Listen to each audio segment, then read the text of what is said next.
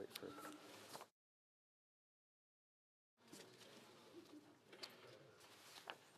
I'm now ready to rule on the question of privilege raised on April 8, 2024 by the member for Central Okanagan, Similkameen Nicola, concerning the response to question Q1425. Members will recall that the Speaker, having signed off on the response to this question in his previous capacity as Parliamentary Secretary, recused himself and requested that I rule on this matter. In his intervention, the member for Central Okanagan, Similkameen Nicola, alleged that the response to his written question was contradicted by evidence given on April 5, 2024 by an official of the Privy Council Office to the public inquiry into foreign interference in federal electoral process and democratic institutions. The member disputed the response received to Q1425, tabled on June 8, 2023, and indicated the Privy Council Office had not made any request to social media companies to remove, edit, or alter information in the media. The member claimed that providing misleading responses to written questions impeded members' ability to hold the government to account. He was supported in his claim by the member for Lethbridge, who argued that a similarly misleading response to her written question, Q1445, was also provided. Pour sa part, le secrétaire parlementaire du leader. The parliamentary secretary to the government House Leader rejected the claim that the responses to the written questions were untrue or deliberately misleading, indicating that the government continued to stand by its responses. He emphasized that the Privy Council Office had not initiated the removal of an article from a social media platform. According to the parliamentary secretary, the article in question was flagged to the Privy Council Office by Facebook as violating its own community standards. On that basis, the article was taken down on the initiative of Facebook. The parliamentary secretary therefore characterized the dispute as a matter of debate. Furthermore, he held that, consistent with prior precedents, the Speaker is not empowered to assess the quality of responses to written questions on the order paper. To sum up, the members for Central Okanagan, Similkameen Nicola, and for Lethbridge argued that the responses were inaccurate, while the parliamentary secretary stated that they were not. In the House of Commons Procedure and Practice, 3rd edition at page 529, a frequently used citation is referenced in decisions from the chair with respect to members' complaints about responses to written questions, and I quote, "There are no provisions in the rules for the Speaker to review government responses to questions. Nonetheless, on several occasions, members have raised questions of privilege in the House regarding the accuracy of information contained in responses to written questions. In none of these cases was a matter found to be a prima facie breach of privilege." Le Président Regan. Speaker Regan, in addressing a similar complaint on September 27, 2016, which can be found at page 5175 of the debates, put it succinctly in stating, and I quote, "It has been long established and accepted that the role of the Speaker in such circumstances is tightly prescribed and limited," unquote. I repeat these words because the chair does not have the discretion to become some sort of arbiter as to the quality or accuracy of responses to written question. As such, I cannot find a prima facie question of privilege. However, as noted by many other chair occupants, given the repeated complaints of members, it would perhaps be beneficial to re-evaluate the rules and processes surrounding responses to order paper questions. This being underlined, the chair notes that in 2004, the Auditor General was asked to review the process as it was at the time and provided a certain number of recommendations to the government. It may be time to undertake a similar exercise to ensure that members can obtain the information that we require to do our jobs. I'm sure that we can all agree as parliamentarians that members are right to expect the government to answer questions as fulsome manner as possible. Je vous remercie, les députés. I thank all members for their attention. Orders of the day, ordre du jour, government orders, government bills, commons, consideration at report stage of Bill C-20, Public Complaints and Review Commission Act. So this part first? Yes. Good. There is one motion in amending standing on the notice paper for the report stage of Bill C-20. Motion number 1 will be debated and voted upon. Je vais maintenant soumettre la motion. I will now put motion number 1 to the House. Mr. Lloyd, Seconded by Mr. Tellney. Moves. By deleting the short title. Debate. The honourable member for Sturgeon River Parkland. Well, thank you, Mr. Speaker, and I'm pleased to rise and lead off debate today on Liberal Bill C-20. This bill seeks to create an independent commission for the RCMP and for the CBSA to address complaints that the public may have on their treatment. Now, the Liberal government has been talking about the importance of getting this legislation passed for quite some time, and I find it curious that in previous parliaments, this similar legislation has died in 2 previous parliaments, and so we're certainly hoping to see that this legislation comes through in this parliament because it's been far too long that this legislation has been allowed. I have a point of order from the honourable member for New Westminster Burnaby. So why did the Conservatives move a dilatory motion to delay the legislation? That's a point of debate. The honourable member of Sturgeon River Parkland. Thank you, Mr. Speaker. I'll continue on with my remarks. It's vitally important that we debate this legislation. Coming out of committee, there were numerous concerns that we as Conservatives raised that were not addressed in the amendments to this legislation. Certainly, it's not enough to impede the legislation, but I think it's critically important that we do have a debate on this and see it come through. I find it curious, though, that the NDP Liberal government, who told us last fall how important it was to get this legislation passed, has dithered. This legislation came out of committee in November, and we've had months to bring forward this legislation for third reading debate. We're now here in May, and this government has finally brought this forward. So we don't take it very seriously when this NDP Liberal government talks about how important they consider this legislation when they're only bringing it up in May. Our RCMP and CBSA officers do make incredible sacrifices, and we need to do the very best that we can to ensure that they and their families are safe and protected, and because they're consistently putting their lives in danger every day. And it is in the interests of the public and our brave members of the RCMP and CBSA that complaints be dealt with in a timely and efficient manner. And this is crucial to guard against potential abuses of power and maintain the trust that Canadians have in their agencies.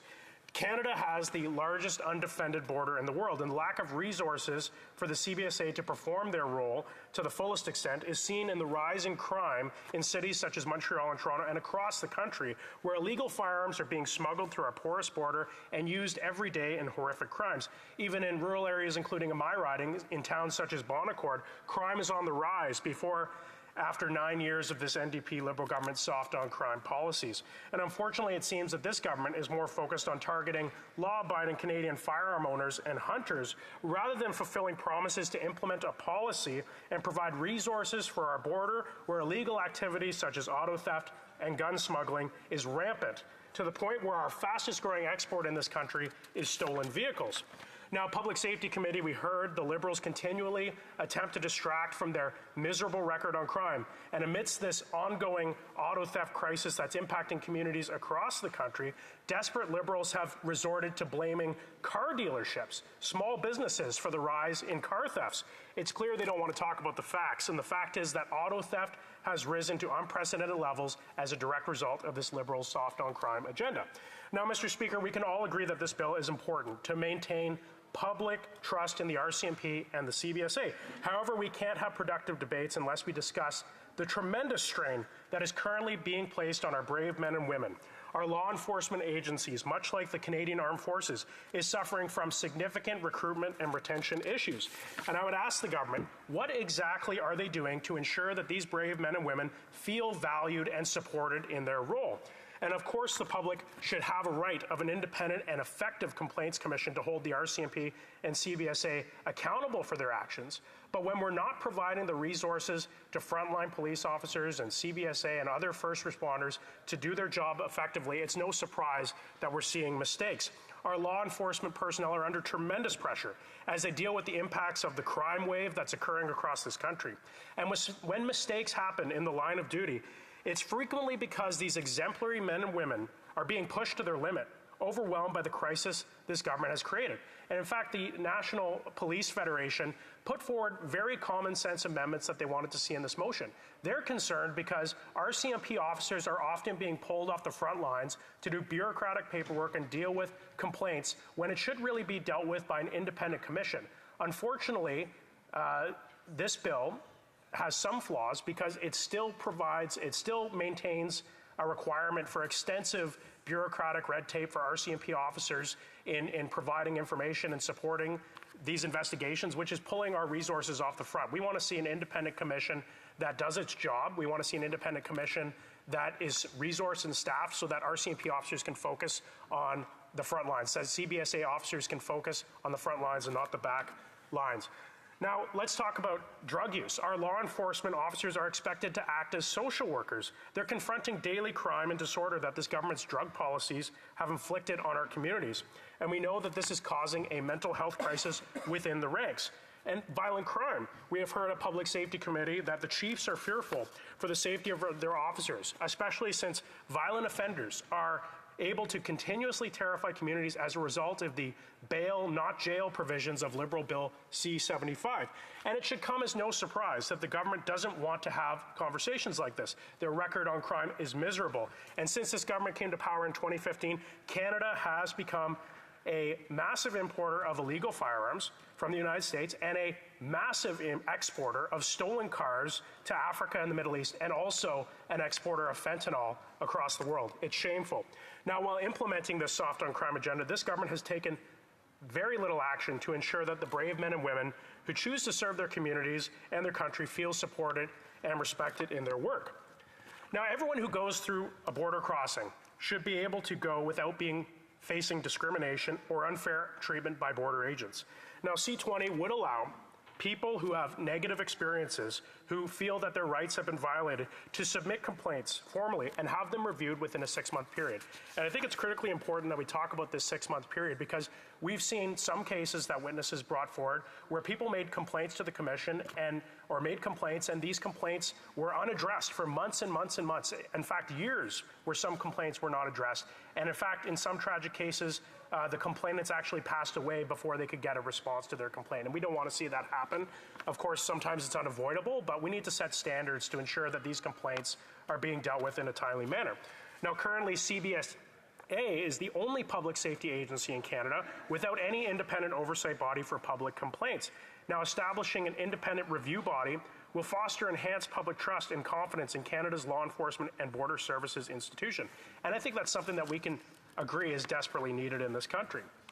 Now, in closing, Mr. Speaker, we know that this NDP-Liberal government has ignored their promises and put off this critical legislation for years. They failed to deliver this important change, although we hope that this change will soon be delivered, that would help Canadians in renewing their trust in our public safety agencies, a trust that I know many Canadians have, but when they see things like these Police Complaints Commission not operating effectively or not being in existence in some cases, I think it causes some people to have some doubts about the transparency and accountability in the system.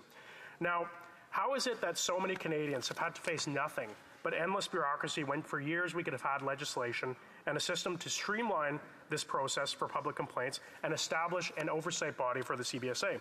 This government has had plenty of opportunities to deliver and fulfill their promises over these last 9 years, but they failed to do so. If we've proven anything to Canadians, it's that the promises of this NDP-Liberal government are just empty words, and years go by before any meaningful action or promise can be accomplished, if at all. Now, to perform their jobs effectively and deliver the best possible service to Canadians, the RCMP and CBSA require an efficient complaints process.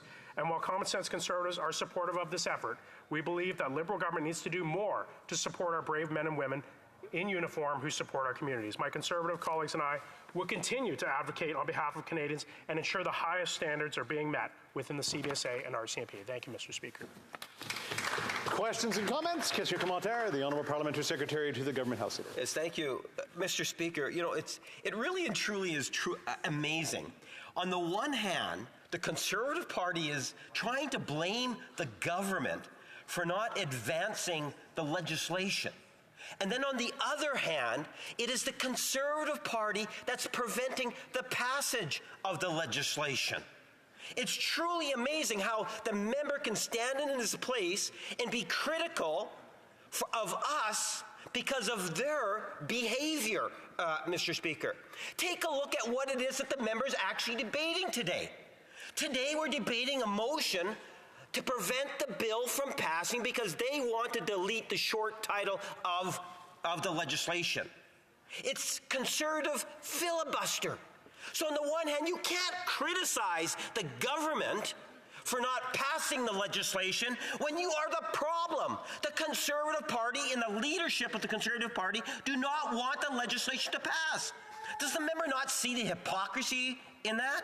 The honourable member for Sturgeon River Parkland. Thank you, Mr. Speaker. And time again, this is what this NDP Liberal government does. They hold their legislation until the last possible minute, and then they tell Parliament that we can't have a debate on this legislation. And if you do want to have a debate on this legislation, then you're filibustering this legislation. We can't have that. In order to effectively represent the will of the Canadian people, in order to be effective parliamentarians, we need to have opportunities to debate this legislation.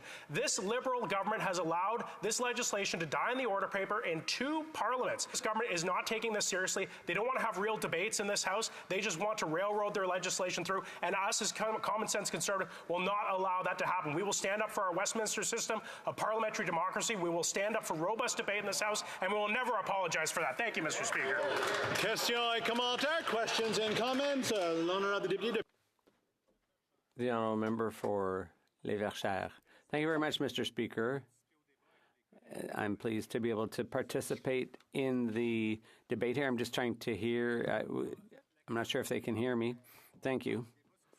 So my question for my colleague is, we're debating C20 here, and it's interesting. I know my colleague opposite, everyone's saying that they're going to vote in favor of this, my colleagues to the left. So I think everyone's in favor of this bill. So perhaps instead of dealing with the specifics of C20, I'd like to talk about something related to C20, and that is the way this government is managing the borders and customs and so on. I wonder, in general, beyond C20, whether my colleague is satisfied with the government's management at the borders. The honourable member for Sturgeon River. Colleague, for that excellent question. We just had shocking testimony at Public Safety Committee recently that the CBSA has not scanned any containers leaving the port of Halifax. We know that Canada's ports have become a haven for organized crime shipping stolen Canadian property, primarily Canadian vehicles, but also drugs that are being manufactured in Canada all across the world. And the fact that this government has not given the appropriate resources to law enforcement and to the CBSA to do their job effectively, to protect Canadians' property, to keep our country from becoming a haven for organized crime, it's unacceptable. And there's no excuse from this government. They've had 9 years to fix this problem. It's risen by over 100%. Car thefts are up over 100% since 2015 under this NDP Liberal government. It's unacceptable, and we're definitely not satisfied, and we're going to fight to make sure that we fix our borders. We need to secure our borders to prevent Canadians' property from being exported abroad. Thank you. Questions and comments. The honourable member, New Westminster Burnaby. Thanks very much, Mr. Speaker. I like the member, working with him on public safety, but seriously, the CBSA cuts were under the Conservative government. So yes, the Liberals haven't fixed what Conservatives broke, but Conservatives broke it in the first place. Now, the reality is, we saw repeatedly in public safety, Conservatives filibustering this bill for months and months and months. Every time we showed up at public safety to actually go through the bill, we ended up going through some motion, another dilatory motion that was raised by Conservative members of the committee.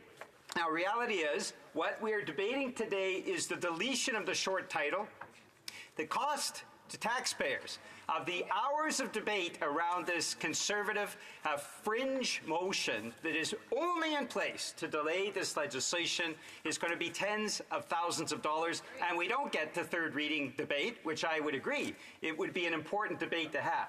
So will the Conservatives withdraw this dilatory motion to delete the short title so we can vote on report stage and move on to third reading?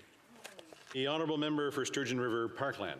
Thank you. And I did enjoy working with the member on committee as well. There are definitely opportunities for collaboration. I'm a collaborative kind of MP, but this is part and parcel of what we've seen from this NDP Liberal government. We have an NDP party that's more aggressive about passing government legislation without proper review and debate than this government is. And this NDP Liberal government just wants to railroad things through. And we have to remember what happened last fall, is that Canadians wanted answers about Paul Bernardo's transfer from a maximum to a medium security prison. And this NDP Liberal government refused to allow Canadians to get those answers. We as Conservatives we were open to even having one meeting on this, but instead it was this Liberal NDP government that were desperate to cover this up, desperate not to have a conversation, and they kept this committee dragged out for months and months so that C-20 was delayed until November. Thank you, Mr. Speaker. I have to make a comment before we start. We go to the next speaker. But I always hope Friday that people are tired and to keep their comments short and the questions short, so everybody can participate in it. Just a reminder that we try to keep going so that we can keep everybody gets an opportunity to ask questions and comments during this, because I know I want everyone to have an opportunity to participate. Continuing debate, the honourable member for Nepean. Thank you, Mr. Speaker. I would like to start by recognizing and thanking the men and women serving at RCMP and CBSA. Today, we stand at an important moment in the evolution of Canada's approach to law enforcement and border security. With the introduction of Bill C-20, we commit to enhancing transparency, accountability, and public trust in our institutions. The creation of Public Complaints and Review Commission, PCRC, marks a significant advancement in our continuous pursuit of a fair and just society. Let us begin by acknowledging that the essence of law enforcement and border security relies not only on the enforcement of laws, but on public's trust. Trust is hard-earned and easily lost. Public trust in law enforcement agency is fundamental to the stability and effectiveness of legal systems worldwide. It ensures that citizens respect, obey, and support the enforcement of laws, which is critical for maintaining public order and security. When the public trusts the police and other law enforcement bodies, they are more likely to cooperate with investigations, report crimes, and adhere to legal directives, fostering a safer community for everyone. Trust between public and law enforcement also reinforces the legitimacy of the police in the eyes of the community. This legitimacy is crucial as it underpins the public's compliance with laws without the need for coercion. People comply because they believe it is the right thing to do, not just out of fear of punishment. Moreover, high levels of trust in law enforcement correlate strongly with lower crime rates. Communities where trust is prevalent tend to have more positive interactions with police, which helps in effective policing and less violent confrontations. Furthermore, trust in law enforcement is essential for upholding the principles of a civilized society where justice is seen to be done and is carried out fairly. A lack of trust can lead to a breakdown in civil order, increase in crime, and potential for civil unrest. Trust ensures a collaborative relationship between the community and the police, which is vital for developing strategies that effectively address local crime and safety concerns. To maintain this trust, law enforcement agencies must operate transparently and accountably, demonstrating their commitment to justice and fairness in all their actions. The establishment of independent bodies that can oversee, review, and investigate law enforcement practices, such as complaints against police conduct, also play a pivotal role. These measures not only help to prevent abuses of power, but also ensure that the public's concerns are heard and addressed, thus maintaining the essential trust needed for a harmonious and civilized society. In recent years, public trust in Canadian law enforcement agency has experienced a noticeable decline. This trend has been influenced by several high-profile incidents involving police misconduct and the broader discussions around systemic racism within law enforcement. These factors have catalyzed public scrutiny and skepticism, promoting calls for greater transparency and accountability. Restoring public confidence remains a significant challenge and an ongoing priority for Canadian authorities. The current status and trends in American law enforcement can influence Canadian attitudes towards our own police forces. The global nature of media and the internet means that Canadians are often exposed to prominent news stories and discussions about the American police practices, especially concerning issues of police brutality, systemic racism, and accountability. High-profile incidents in the United States, such as killing of George Floyd, has sparked international movements like Black Lives Matter, which also resonate strongly in Canada. This exposure can impact how Canadians perceive our own police services, leading to increased calls for transparency, reform, and accountability within Canadian law enforcement agencies. Even though policing practices and the legal framework in Canada are distinct from those in the US, the widespread media coverage and societal reactions to American law enforcement issues can heighten public awareness and skepticism in Canada as well.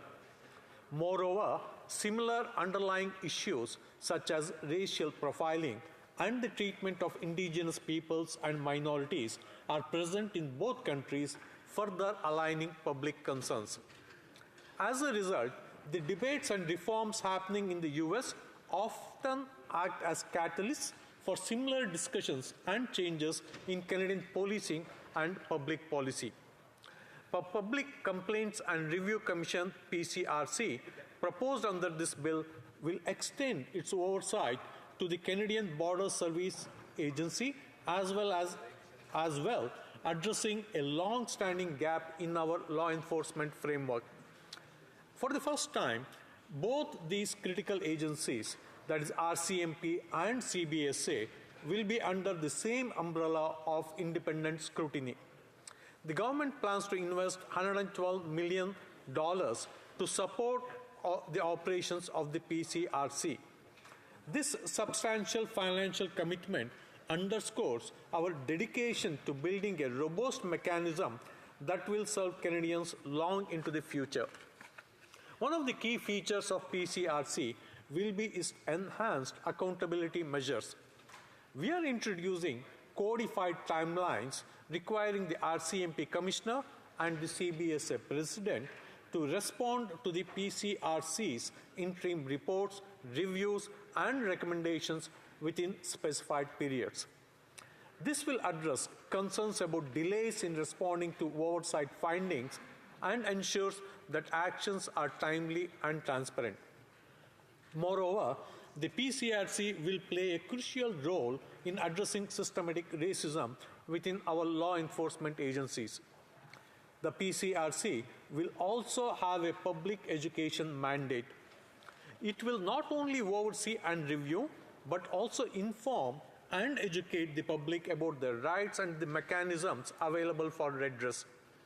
Knowledge is power, and empowering our citizens is a crucial step towards a more engaged and informed community. Another significant aspect of the PCRC will be its responsibilities in handling serious incidents involving CBSA personnel. This includes the ability to send observers to ensure that internal investigations are conducted impartially. This measure will enhance the credibility of investigative processes and increase public confidence in the outcomes. Furthermore, the PCRC will operate independently but not in isolation.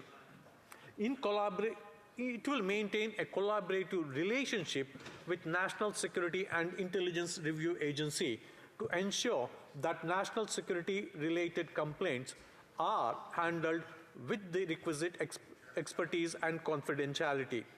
This legislation is about more than just oversight. It is about reaffirming our commitment to the principles of justice and equity that Canada holds dear. Thank you, Mr. Speaker.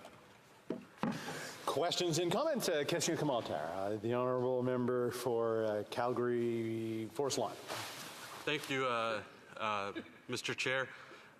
Since the member brought up the word racism, it makes me think about some of the things that have transpired under their government after 9 years, we've seen more racism than ever all across the departments under 9 years of their government, including in the immigration department, where there was a report that came out in 2021, a Polaris report, that showed that racism only went up. And since on that topic, I'd like to get the members' take on the Prime Minister and someone who's done racist blackface, what his thoughts are on that, and the rise in racism under their government in all departments. Member for Nepean. Thank you, Mr. Speaker. I fully disagree that racism went up during the last 9 years in our government. Mr. Speaker, what has happened is the recognition that there is systemic racism, which resulted in more number of complaints that have been made public. That has gone up, and that is the reason why we see the increase in the statistics. Questions et commentaires, questions and comments. The honourable member New Westminster Burnaby. I always appreciate hearing comments from my colleague. And the reality is, despite the Conservatives fighting tooth and nail to block this legislation, we're finally getting it through. The problem is, as you know, Mr. Speaker, the government hasn't adequately funded the Commission and the work that needs to be done so that these complaints can be done in a timely fashion. This has been an ongoing problem repeatedly at Public Safety Committee. Witnesses came forward to talk about the lack of resources the government has put in. We've heard from a wide variety of witnesses that wanted to have a functional commission that did an adequate job. It's not going to be possible if this government doesn't adequately fund it. So my question to my colleague is quite simple. Why won't the Liberal government adequately fund this commission so it can do the important work that it needs to do?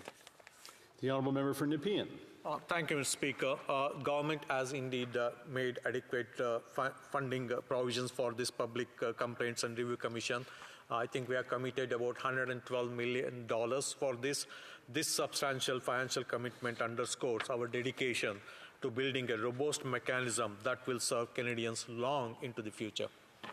Questions and comments? Questions, commentaires. L'honorable député de Pierre Boucher, les Patriotes. The honourable member for Pierre Boucher, les Patriotes Verchères. Thank you, Mr. Speaker. A question for my colleague across the way. The colleague seems very proud of his government's accomplishments and track record. Now, when it comes to this bill, C-20, there's a lot of mention of customs officers and the work that they do. In committee, during testimony, we heard about excessive work. Customs officers have too much work, and we all remember times when we have been in line for a very long time at the airport trying to get through customs. But sometimes when employees are very tired, when they're overworked, they can possibly make mistakes. So here's my question for my colleague. Does he feel that the lack of resources offered to customs officers can perhaps have contributed to them making mistakes? If his government were to fund them adequately and give them the resources they need, would there be fewer problems and would we not even need C-20? I thank the member for his question. Obviously, the workplace conditions, the working conditions of all the men and women in uniform should be improved as and when required. He mentioned the delays at the airport, but at the same time, we too have seen that the process of going through the airport has been quite smoother. Obviously, from time to time, depending on the season, depending on the particular day, there might be some overwhelming workload, and the conditions has to be improved. Questions and comments? The honourable member for Châteauguay-Lacoste. Merci beaucoup, Monsieur le Président. I greatly appreciated the comments of my colleague regarding the empowerment of citizens to address complaints, to forward their complaints through this process. I'd like to know his thoughts on how this complaint process will help the RCMP and the CBSA actually better manage their affairs as well. 20 seconds to go. The honourable member for Nepean. Thank you, Mr. Speaker. This is a very important thing. The more complaints are handled in a transparent way, the agencies, the officers, the executives there, they feel accountable, and that is how it going to help. Thank you, Mr. Speaker. Reprise du débat. L'honorable député de Pierre Boucher. Resuming debate, the honourable member for Pierre Boucher, les Patriotes Verchères. Thank you very much, Mr. Speaker. Today, we are debating C-20, to modify how complaints which are filed are handled. Complaints, of course, about poor service offered by customs agents and the mistakes they may have made. I'm happy to have the opportunity to rise for a second time this week in this place, Mr. Speaker. Earlier this week, I had the opportunity to speak to the government's latest budget. I would like to talk about the government's budget, and that will lead me into my comments about C20. The government tabled its budget, this Liberal government, of course, and it's a historic budget. Why? Well, because never before has there been such a historic, monumental lack of respect for the areas of jurisdiction of the provinces. This government doesn't seem interested in what's under its jurisdiction. It's rather interested in the jurisdiction of others. And the Prime Minister is acting like a king. He may be following his monarchy-related beliefs. But when it comes to C20, I must, on the contrary, commend the Prime Minister. That might surprise some. The Bloc isn't here to condemn all government legislation. We commend them on legislation that is positive, and that's what I'm doing now. Now, once in a while, there can be exceptions to the rule, and this legislation is an exception. That is, this is an exception because the Liberal government is doing its job, minding its business and its jurisdiction. Not bad. We like it. We'd, in fact, like this to occur more often. I must admit that if this happened more often, if the Liberal government handled its jurisdiction, then things might go better in Canada. Now, what is C20 all about? C20, well, you know, the average Canadian, right? The average Canadian, we have sometimes had to go abroad to travel to another country. And when we travel to another country, we encounter customs officers who ask us questions. Where will you be going? How long will you be staying? What is the reason for your travel? Customs officers, their responsibility is to protect national security, to determine whether visitors arrive with good intentions, whether they are in fact authorized to enter the country or not, and whether the traveler's visit will be positive or neutral for the country, or whether it might in fact be dangerous or negative for the country. Customs agents do incredibly important work, and that's why we grant them extraordinary powers. Bagages où ils n'ont pas besoin de mandat pour nous mettre de côté. They don't need a warrant to search through our luggage or to hold you longer at the border. They have remarkable powers. They may intimidate some. When you find yourselves at customs, you often start to worry whether you've done something wrong, whether perhaps you have something wrong in your luggage. You start wondering, well, maybe in the country I'm in, there's something I didn't know about, some rule. You often feel a bit nervous. And it's the same way for people who come here. And then there's an additional issue. Often people coming to Canada are not familiar with what they could seek out to help them if there's any abuse against them. So people may feel very intimidated when they see the customs officer's authority. Of course, it's ultimately excellent that they have this authority because it can protect us from people or objects that they're transporting that could reduce overall societal well-being. We don't want people coming through customs and then later realize that they were members of organized crime who are coming here for a hit, or foreign agents who, for whatever reason, are coming here to commit acts of undue influence, or people who are smuggling drugs. For all of these reasons, it's very important to give the customs officers the resources they need to do their work. But in some cases, they will abuse their powers. And we hope, of course, that that will happen as rarely as possible. But ultimately, we know that there are places in the world where perhaps rules are a little less stringent than they are here,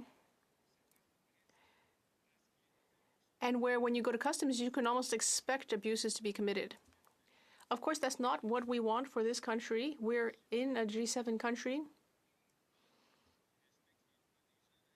a country that theoretically respects people's rights with the Constitution, with the rights that were enshrined by the father of the current Prime Minister.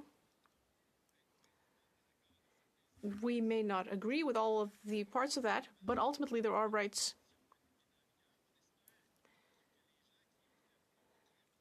And we hope that people who are applying our legislation are going to apply it appropriately. And we also hope, by the way, just to say this by the way, but I hope that this government will respect its own constitution and not get involved where it's not supposed to.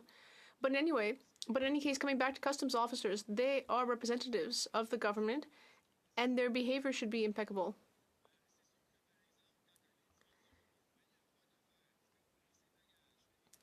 Now, when people face inconveniences at customs, when they go through their luggage, they take everything out, of course, it means that it's an invasion of privacy. The customs agents are going to see whether you do your laundry regularly, what you've been wearing. Of course, it causes discomfort. We hope that this kind of thing will always respect people's privacy and dignity. It's the same thing, say, with a strip search. A customs officer could decide to do a strip search. They might even see whether you've hidden forbidden substances within your body. They might inspect your genitals. And you wouldn't want the customs officer to start making remarks like, I'm not sure you showered yesterday. Or, I don't find you very attractive. Or comments on people's height or weight or color. That would all be completely inappropriate at a time when the individual is in a vulnerable situation. And that's why we're hoping that C20 will ultimately become law. We know that customs officers have rights, and they need to make sure that our legislation is applied. But we also need to ensure that these powers are appropriately limited. Now, previously, people could table complaints. That was a method that existed, but when you made a complaint, often these complaints were dealt with internally. There was a lack of transparency. There was a sense that there could be institutional bias. For example, in my writing, people often complain about noise and the speed of trains, but when they lodge a complaint, it's actually to the police who are from the same company. So they complain to CN's police service, but then they're complaining against the CN as well. So there's a real sense that there's institutional bias.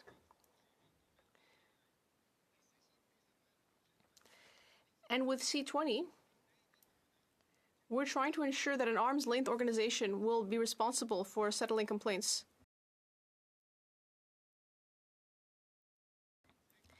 If people want to go directly to the arm's length organization, they can do so, or they can do things the old way. They can go to customs and see if the complaint is handled internally or not, and then later, if it hasn't been dealt with, go to the arm's length organization, where it would be dealt with by civilians, not former CBSA officers or RCMP officers. We see that with a name change, this arm's length organization, which already handles RCMP complaints, could handle complaints having to do with the CBSA. In conclusion, I would say that I think this is constructive. It will strengthen the public's trust in our system. But we also need to ensure that customs officers who do very important work, that they get the resources they need. Because, of course, that doesn't excuse everything, but sometimes when you're tired, you can make mistakes. Questions and comments. The Honourable Member for Châteauguay-Lacolle. Thank you, Mr. Speaker. I appreciated my colleague's speech. And I'm glad that he recognizes that sometimes here in the federal government we can do things right.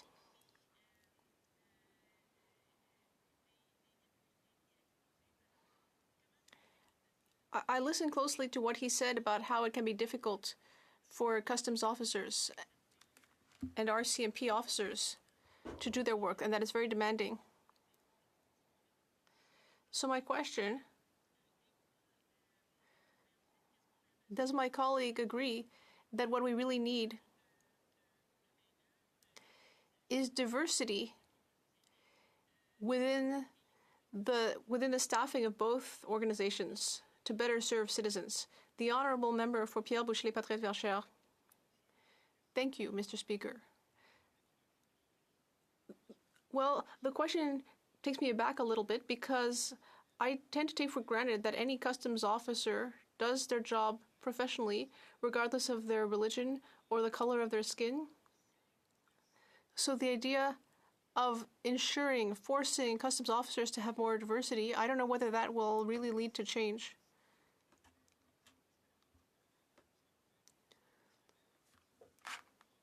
The idea that a customs officer might be more professional or less based on their ethnic origin or their language, I hope that's not what my colleague is suggesting. The honourable member for Bruce Grey Owen Sound.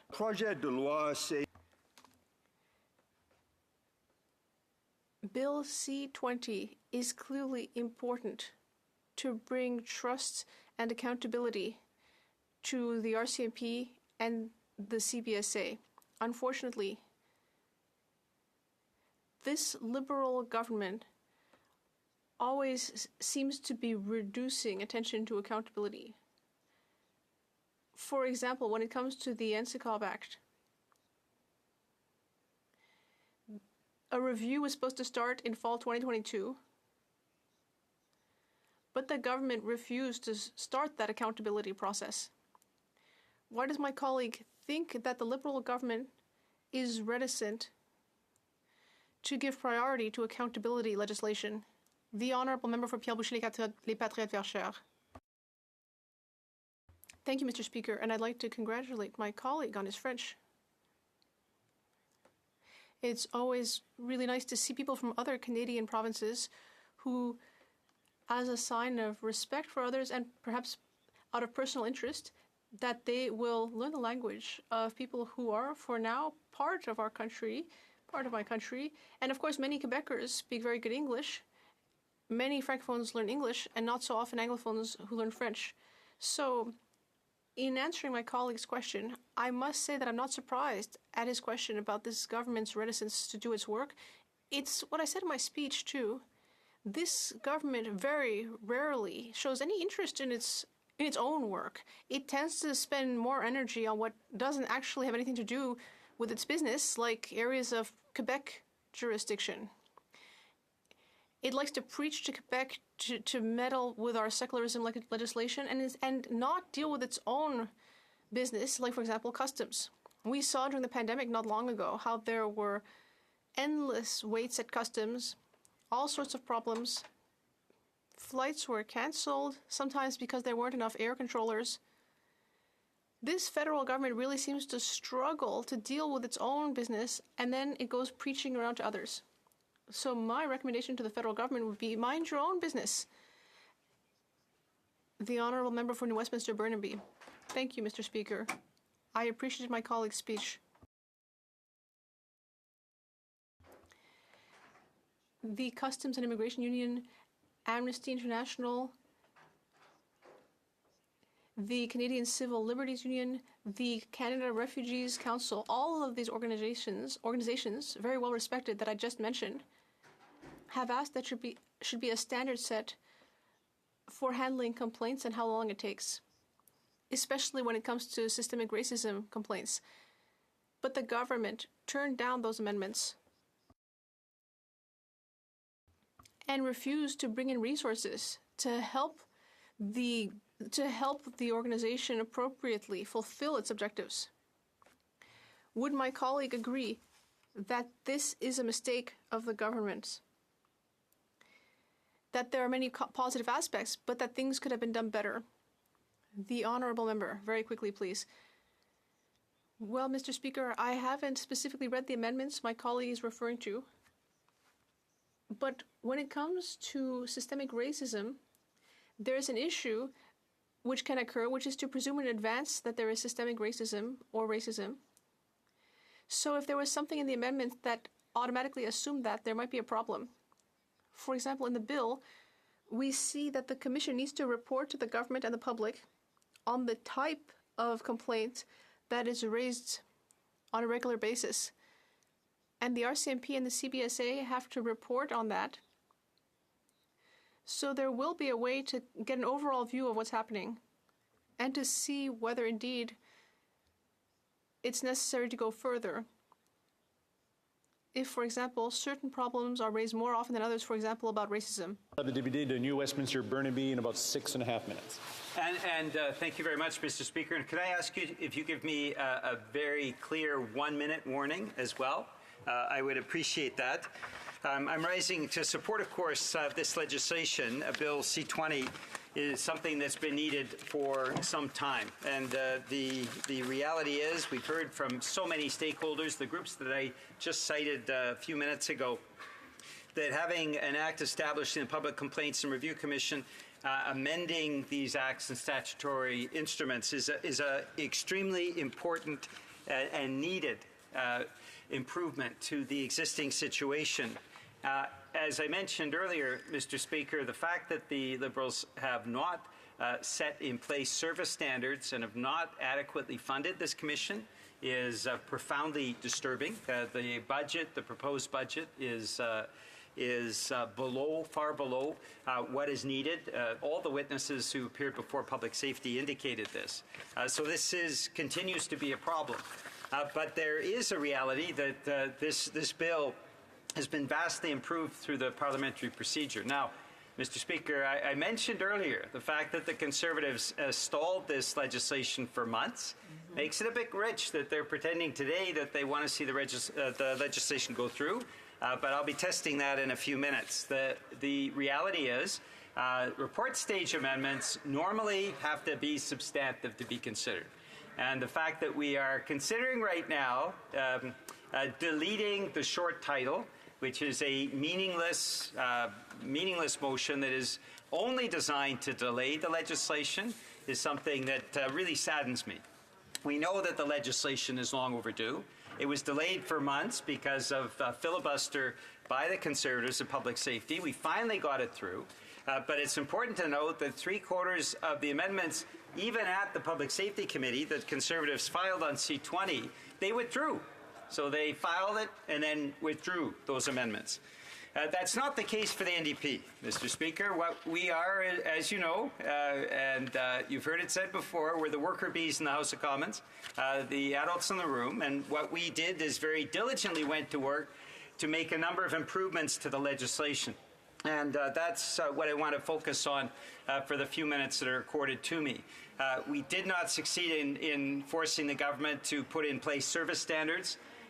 We have not yet succeeded in getting adequate funding for the Commission. But what we did do is through a variety of amendments that were passed and looking through, we're talking about a dozen key areas where the NDP sought and succeeded with the support often of all parties in improving the legislation. First off, the Customs and Immigration Union had serious concerns about the lack of union representation in this act. And that is something that we pushed for and achieved. We now have union representation through the Commission process that is vitally important. Secondly, we wanted to increase transparency and accountability, and that is something that the Breaking Barriers Coalition, which is a coalition of civil liberties associations across Canada, was calling for. We ensured, with a number of amendments, more transparency and accountability in the legislation. There was very little that actually ensured the reconciliation process with Indigenous peoples. That is another. We had a number of amendments that passed that ensured that reconciliation had to be taken into consideration throughout the Commission process. We are proud of that. Those series of amendments as well. As I would say, Mr. Speaker, in most cases, what the NDP was proposing is the worker bees in Parliament at the Public Safety Committee. I'm thankful to say, and this shows collaboration from all members, were passed unanimously or often with 3 of the 4 parties around the table supporting. We also wanted to expand the investigative power, including provisions around mental health information. When there is misconduct, it is not just physical medical information, but also often mental health information that can be conclusive. And we were able to get that amendment in as well to improve this legislation. We wanted to make sure, as I mentioned earlier, in terms of transparency and accountability, to ensure that the public is aware of how privileged information is protected within the scope of the Act. That as well, Mr. Speaker, was passed. We wanted to give complainants a longer period to come forward to make a complaint. That is a matter of respect to complainants, and we got that passed as well. We banned the use of non-disclosure agreements to silence victims, and we wanted to make sure that there was no process of intimidation around this, and got that passed as well. We also wanted to make sure that the PCRC had the ability to investigate a complaint related to disciplinary measures taken by the CBSA management, and managed to get that in place as well.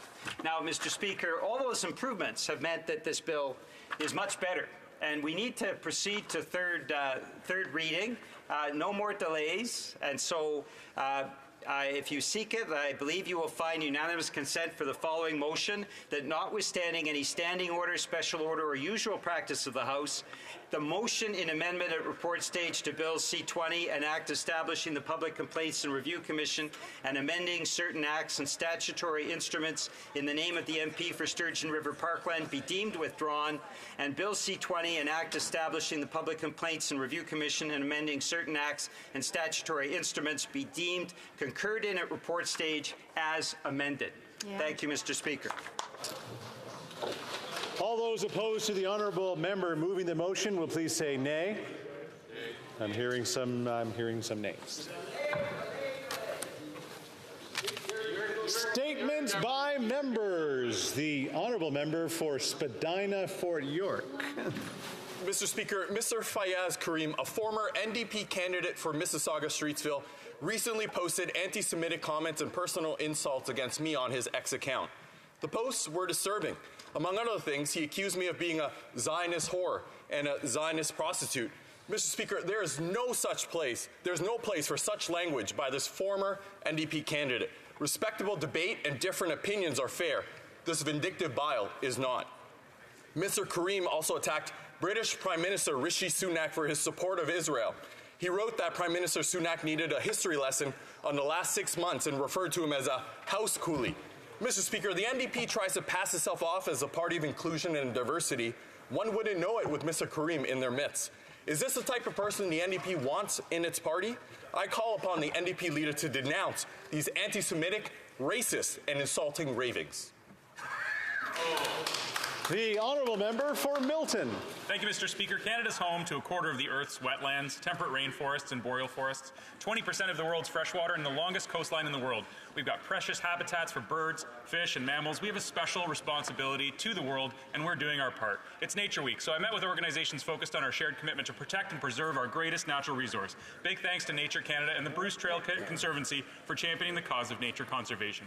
The Bruce Trail Conservancy is securing and conserving Niagara Escarpment lands, including territory in my riding of Milton, with a 5-year, $5 million grant, beautiful new trails in Lowville. Additionally, Parks Canada's contribution of over $3.5 million to Conservation Halton for the Coots to Escarpment Ecosystem Park showcases our dedication to creating interconnected green spaces. Through Budget 2024, we're also investing in Canada's new national parks to preserve them and create 3 new parks in BC, PEI, and Windsor, Ontario. With Canada's pledge to conserve 30% of our lands and waters by 2030, with $2.5 billion in new funding to combat nature loss, Canada remains unwavering in our commitment to safeguarding our precious ecosystems for generations to come. Bravo. The honourable member for Red Deer Lacombe. Mr. Speaker, with more Canadians using food banks than ever before, and many on the brink of financial ruin, the next election can't come soon enough. That's right. Yet this Prime Minister has insisted on pushing policies that Canadians know are wacko. Handing out needles to prisoners while they're in jail is wacko. Insisting that the budget will balance itself is wacko. Thinking that vitamins and supplements need to be regulated the same as prescription drugs is wacko. Letting repeat offenders out on bail so they can reoffend over and over and over is wacko. Turning a blind eye to foreign interference in our elections is wacko. Letting people smoke meth next to kids in our parks and playgrounds is wacko. After 9 years of wacko policies, Mr. Speaker, it's time for Canadians to switch to a blue Solo cup because the red one's messed up and the orange one's bad luck. Let's bring it home. The Honourable Member for Winnipeg North. Yes, thank you, Mr. Speaker. Rainbow Stage is Canada's largest and longest-running outdoor theatre. It's truly a jewel in the north end of Winnipeg. Mr. Speaker, this year they will be celebrating 70 years, providing incredible world-class entertainment. Starting on June 27, the first of 2 musicals is going to be on stage. Mabuhay, a new musical, Mr. Speaker, which is going to be an amazing show, and I would encourage people that have never witnessed Rainbow Stage to get out and become a part of something absolutely new, and it's going to be entertaining. That's going to be followed by Mary Poppins, something in which we're all very familiar with. This year is special because with Mabuhay, June being Philippine Heritage Month, it's a great opportunity for us to be able to celebrate the 70th year for Rainbow Stage. Thank you, Mr. Speaker. I'm just going to make a reminder that we should have our T-shirts, if we're wearing them, underneath our jackets. That would be nice. That would be nice. Underneath. It's a new MP. I know. When we're new here, this is what happens. The Honourable Member for Nunavut. On Wednesday, I joined a productive panel discussion with my colleagues from the other House, Senator Don Anderson, Senator Pat Duncan, and Jackie Jacobson, a former MLA in the Northwest Territories, to discuss the Arctic Research Foundation's impressive work in drafting the National Arctic Strategy, which was released in October 2023. This great work was prepared in preparation for the Senate Committee on Fisheries and Oceans. What I appreciated about the strategy is the way that it is organized into 4 pillars, including reconciliation and the production of knowledge, protecting the environment while understanding and adapting to climate change, capacity building and economic development, and Arctic data management. I encourage all levels of governments, Indigenous rights holding groups, and others to use this document to guide policy decisions in the North as they can help make much-needed improvements needed in the North. I thank the communities, the hunters and trappers organizations that help form this strategy, as well as other committees, including communities in Nunavut, NWT, and other Arctic regions. The Honourable Member for Châteauguay-Lacolle. Thank you, Mr. Speaker. With pride, the municipality of Saint-Cyprien de Napierville inaugurated Joseph Marceau Street. Joseph Marceau was from my riding. He was a patriot exiled in Australia and the only remaining one there. The ceremony took place in the presence of some of his descendants visiting Quebec, for whom it's a real honor to have a patriot as their grandfather. Also in attendance were Marianne Alpin, Speaker for the Société Saint-Jean-Baptiste, and Chantal Pelletier, Mayor of Napierville. Many of these patriots come from my riding. Ties have been forged on both sides of the Pacific, where the democratic ideals of these men are still alive.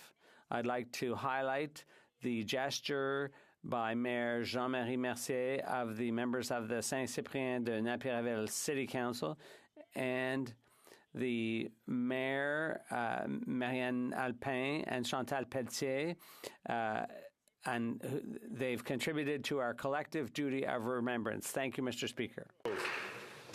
On May 5th, 1945, the Canadian Army finally secured the liberation of the Dutch people from Nazi occupation. It was a welcome end to a fierce year-long campaign starting on D-Day in northern France, continuing through a cold winter bogged down at the Scheldt River, and finally ending with the liberation of Arnhem and surrounding cities. This victory came at a cost of 7,000 Canadian soldiers, but it was also the start of a long and celebrated friendship between the people of Canada and the grateful people of the Netherlands. This friendship gave birth to a huge influx of Dutch immigrants after the war, including my parents, and is still celebrated on both sides of the ocean every year. To Canada, once again, thank you for your selfless service to freedom and justice. And to the many Canadians of Dutch descent across the country, including in Langley, we are a richer and stronger nation because of you. Thank you.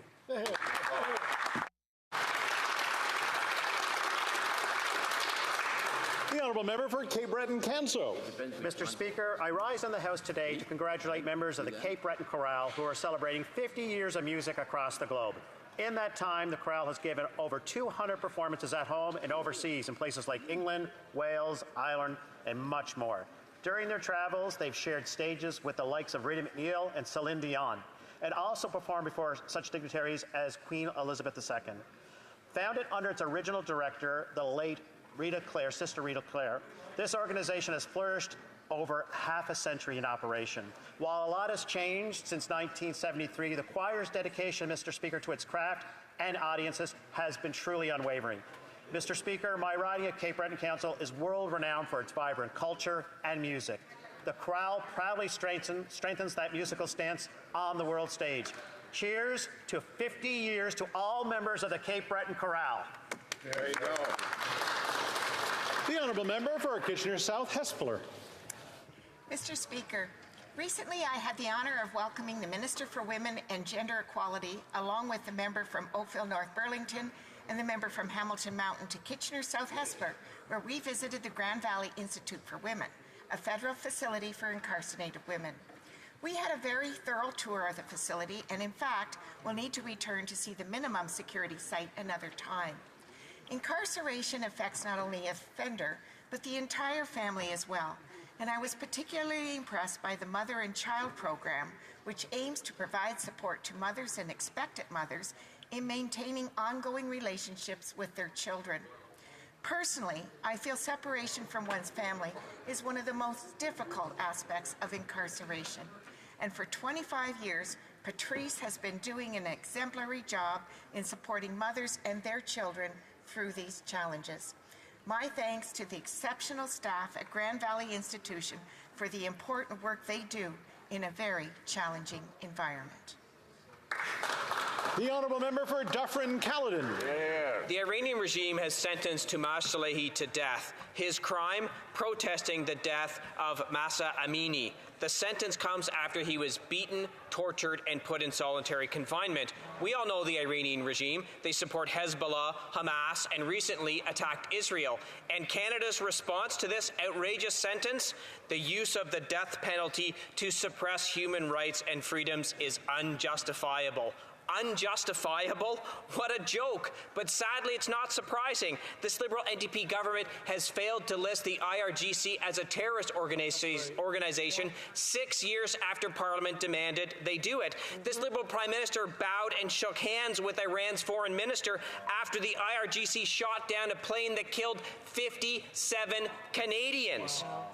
Mr. Speaker, let me be clear. Conservatives condemn this sentence. We condemn the imprisonment of Tomas Salehi, and we call for his immediate release. The Honourable Member for Whitby. Mr. Speaker, I rise today to extend my heartfelt congratulations to the Durham Irish Association on the momentous occasion of their 20th anniversary. Established in 2003 by a group of dedicated individuals of Irish descent, this association has been instrumental in preserving and celebrating Irish culture and heritage in Whitby and the surrounding region. The Irish community has very strong roots in the Durham region. Indeed, Irish people were some of the very first settlers in the area and have made many contributions to the area's history. As the MP for this vibrant community, I commend every member who has contributed to the success of the organization. Their dedication has ensured that the Irish spirit not only endures but thrives in the Durham region. May the next 20 years bring even more opportunities for cultural enrichment, community engagement, and celebration of our shared heritage. Salanche, and congratulations again to the Durham Irish Association on 20 years of preserving and celebrating Irish heritage. The Honourable Member for Edmonton Manning. Mr. Speaker, after 9 years, shady business has become this government's status quo. It has recently been revealed that the Prime Minister, only Alberta Minister, was sneakily cashing checks from a lobbyist who secured $110 million in contracts from his own government, even from his own ministry. Not only that, but until 2 weeks ago, he was listed as a director of a global health imports, a company winning over $8 million in government contracts. Wow. The smell of a looming scandal is undeniably pungent.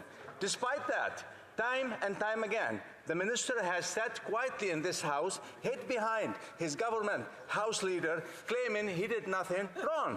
But if he's so innocent, why doesn't the Minister of Employment stand up in this House today and tell us how much money he got from his lobbying side hustle?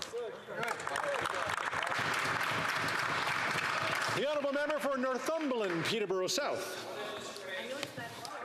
This NDP Liberal Prime Minister is not worth the cost, the chaos, the drugs, and the crime. After 9 years of this Prime Minister's extremist policies, deadly hard drugs are now available in BC's public spaces, such as parks, coffee shops, and even hospitals. Now this Prime Minister wants to expand his radical experiment from British Columbia to Toronto. Of course, my riding is only an hour away from Toronto, and my residents love going to the beautiful city of Toronto, shopping there, going to work, and cheering on their great Toronto Maple Leafs. However, if the Prime Minister expands his radical experiment, there's no doubt that it'll spread chaos, drugs like never seen before in Toronto, and that chaos and that tragedy will be spread to surrounding communities such as my own. It is time this Prime Minister ended his terrible radical experiment, which is costing lives. End it right now! The Honourable Member for Surrey Centre. Mr. Speaker, April is over, and with it brings the end of Sikh Heritage Month. This April, Sikh Punjabis made strides across Canada and broke records across the nation. In my home city of Surrey, Gurdwara Dashmesh Darbar hosted the largest Vaisakhi Nagar Kirtan parade with over 550,000 attendees that traveled from across the world. They sang beautiful Kirtan, served amazing langar, and shared their history and culture to all. Then, only a week later, Punjabi superstar Diljit Dosanjh made history at BC Place. Dosanjh kicked off his Canada-wide tour with a sold-out show to an audience of more than 54,000 people. Mr. Speaker, the energy was electric and the vibe was amazing. From topping billboards to selling out stadiums, feats that are usually left for the likes of Taylor Swift, they are now quickly spreading to the Punjabi community. Mr. Speaker, as Sikh Heritage Month wrapped up its 5th anniversary, and with Punjabi Sikhs breaking records every day, I've never been prouder to represent such a vibrant and flourishing community. Thank you, Mr. Speaker. Good job. The Honourable Member for London Fanshawe. Being the Member of Parliament for London Fanshawe is a privilege that I will never take lightly. Parliament is supposed to be a place where elected representatives from across the country work together to make life better for those they represent. We may disagree on exactly how that should happen, but we are supposed to discuss issues and events respectfully. We owe it to our constituents. Today was an extraordinary day. Another low in a pattern of behavior that has consistently undermined this place year after year. There are those who use every form of misinformation, intimidation, gamesmanship, meaningless slogans, and rage farming solely for the purpose of attaining and holding on to power. I know many members have questioned what we have become, and I'm not the only woman in this place who wonders if she can remain here. But I also know that my family and I have poured our lives into this institution and the ideals it espouses. I will continue to fight to stop those who undermine this important place. We have to do better. People need us to do better. Bravo. The Honourable Member for Abitibi, James Bay, Nunavik, AU. Mr. Speaker, student Annabelle St. Pierre had a heart attack in the middle of gym class in Sainte-Terre and will forever be grateful for the quick and efficient efforts of her rescuers, as well as for the first aid courses offered at her school.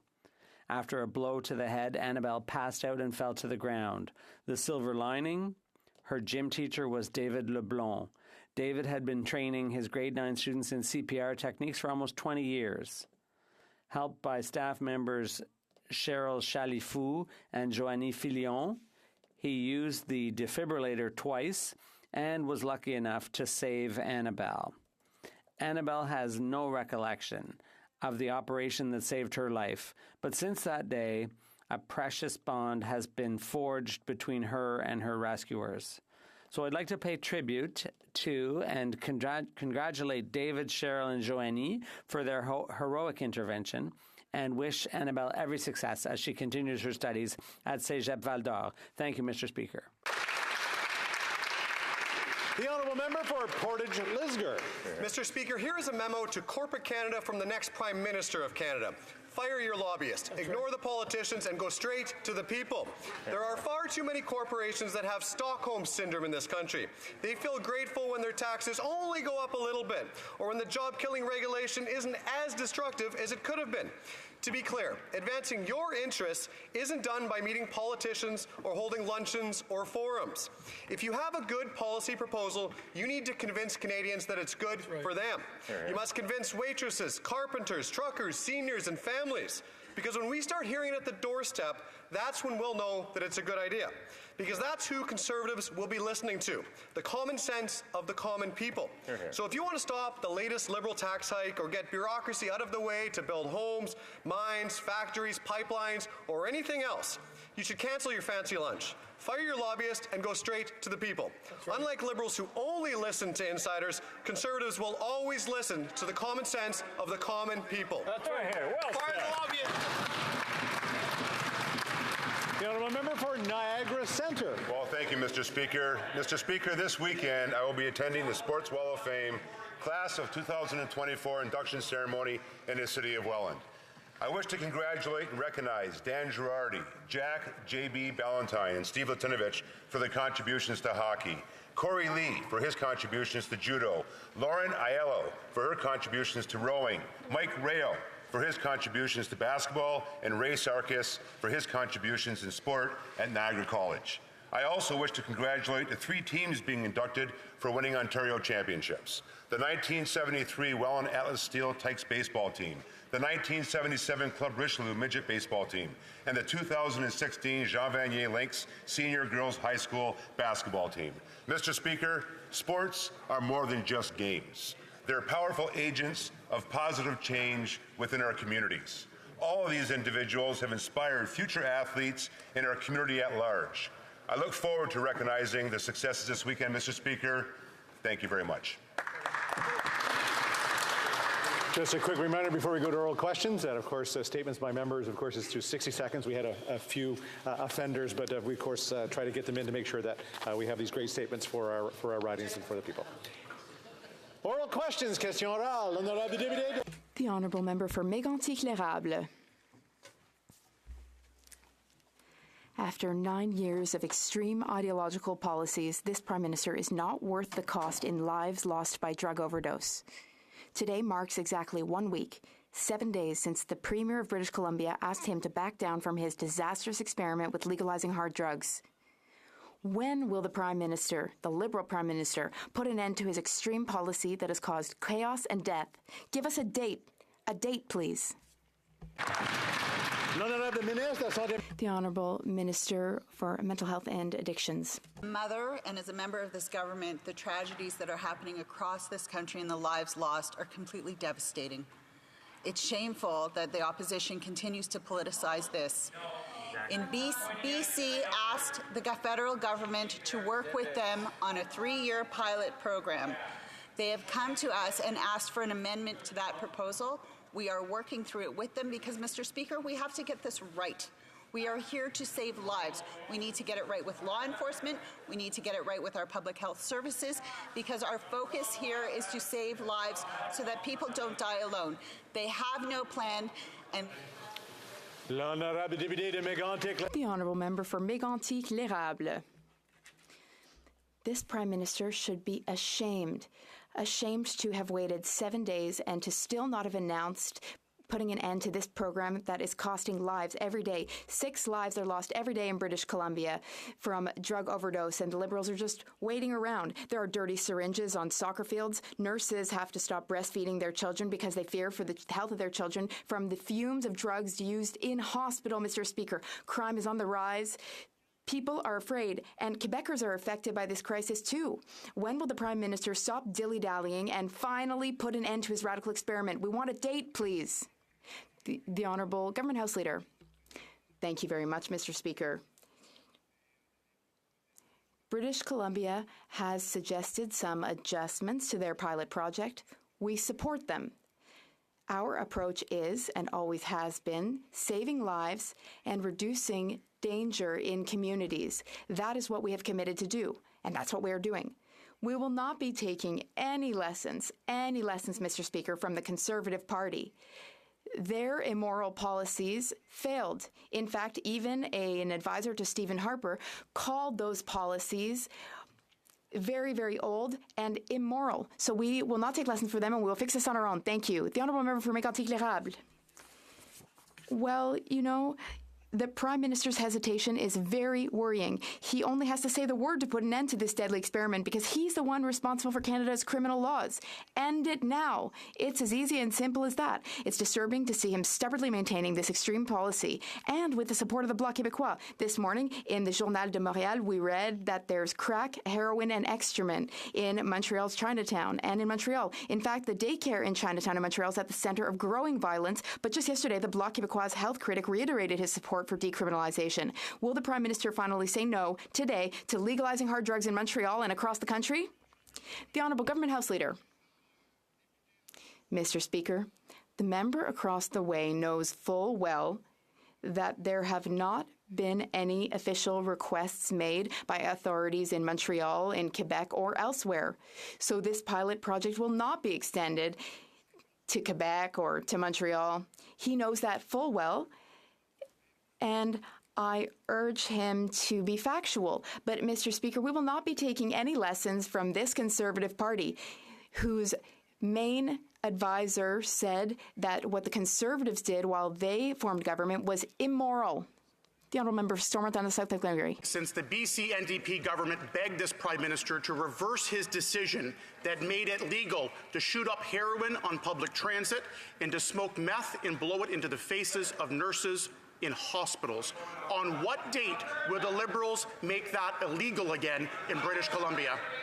Good question. The Honourable Minister of Mental Health and Addictions. Mr. Speaker, the province of BC came to the federal government with a 3-year pilot program using decriminalization so that people would not die alone, that they would get health care, Mr. Speaker. The BC government has asked for an amendment to their proposal.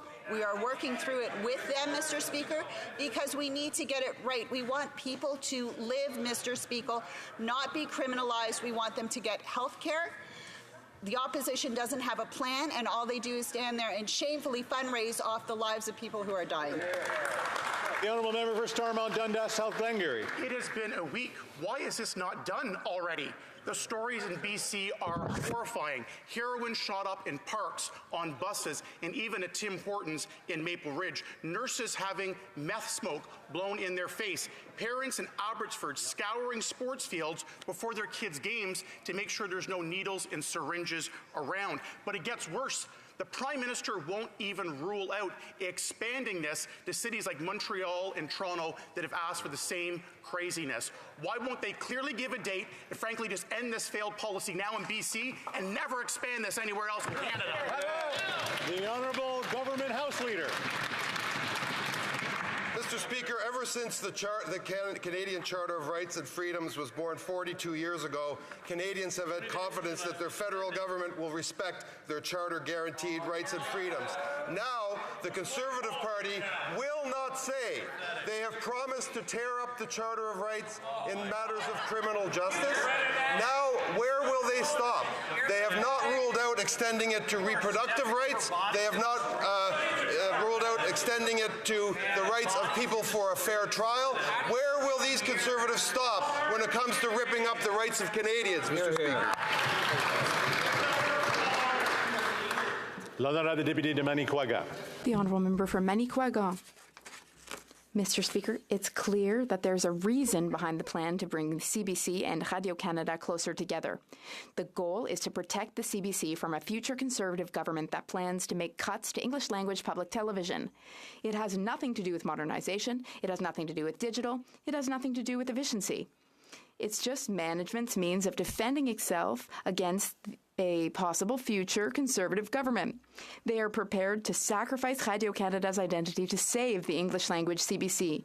Can the Minister assure us that she has absolutely no intention of transforming Radio-Canada into a French-language version of the CBC? The Ministre du Patrimoine Canadien. The Honourable Canadian Heritage Minister. Mr. Speaker, the Bloc Québécois is speculating, and I would encourage them to be cautious with their speculation about what's occurring with Radio-Canada. I would like to reassure them they love Radio-Canada, as we do, and I would like to reassure them that French language content and programming for Radio-Canada will remain distinct. Francophones throughout Canada watch Radio-Canada. Radio-Canada will use taxpayer money wisely. We know what the Conservatives want to do, though. They want to basically defund the public broadcaster, Mr. Speaker. The Honourable Member for Manicouagan. Mr. Speaker, the Heritage Minister is working on a plan on her end. CBC's management team is working on a plan on its end. The two aren't talking to each other, and they have no idea what each other's plans are. This is yet another example of the federal government's legendary efficiency. And these are the people we're supposed to be counting on to ensure Radio-Canada's independence from CBC. These are the people we are supposed to be counting on to ensure the future of broadcasting our culture. Will the Minister heed the Bloc's proposal and make the CBC and Radio-Canada two separate independent Crown corporations? The Honourable Canadian Heritage Minister.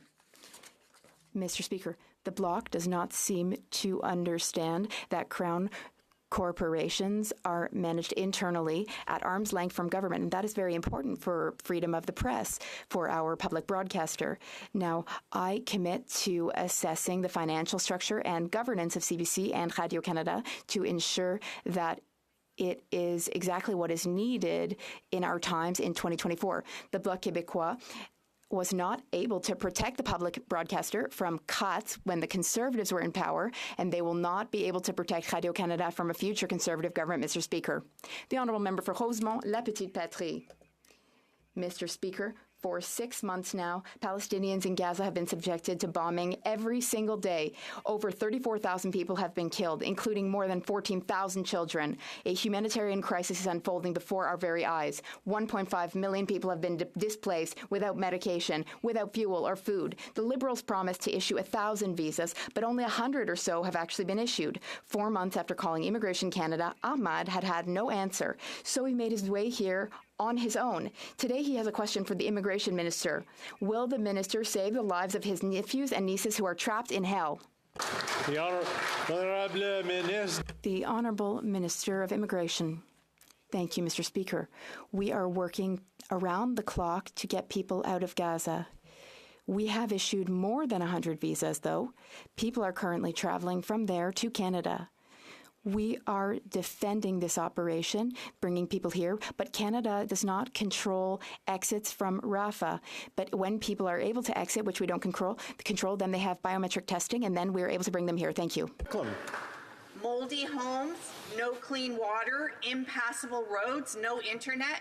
This is the reality of First Nation, Inuit, and Métis peoples in Canada under the Liberals and the Conservatives. That's right. Indigenous communities have identified over $400 billion in infrastructure needs because of historic underfunding.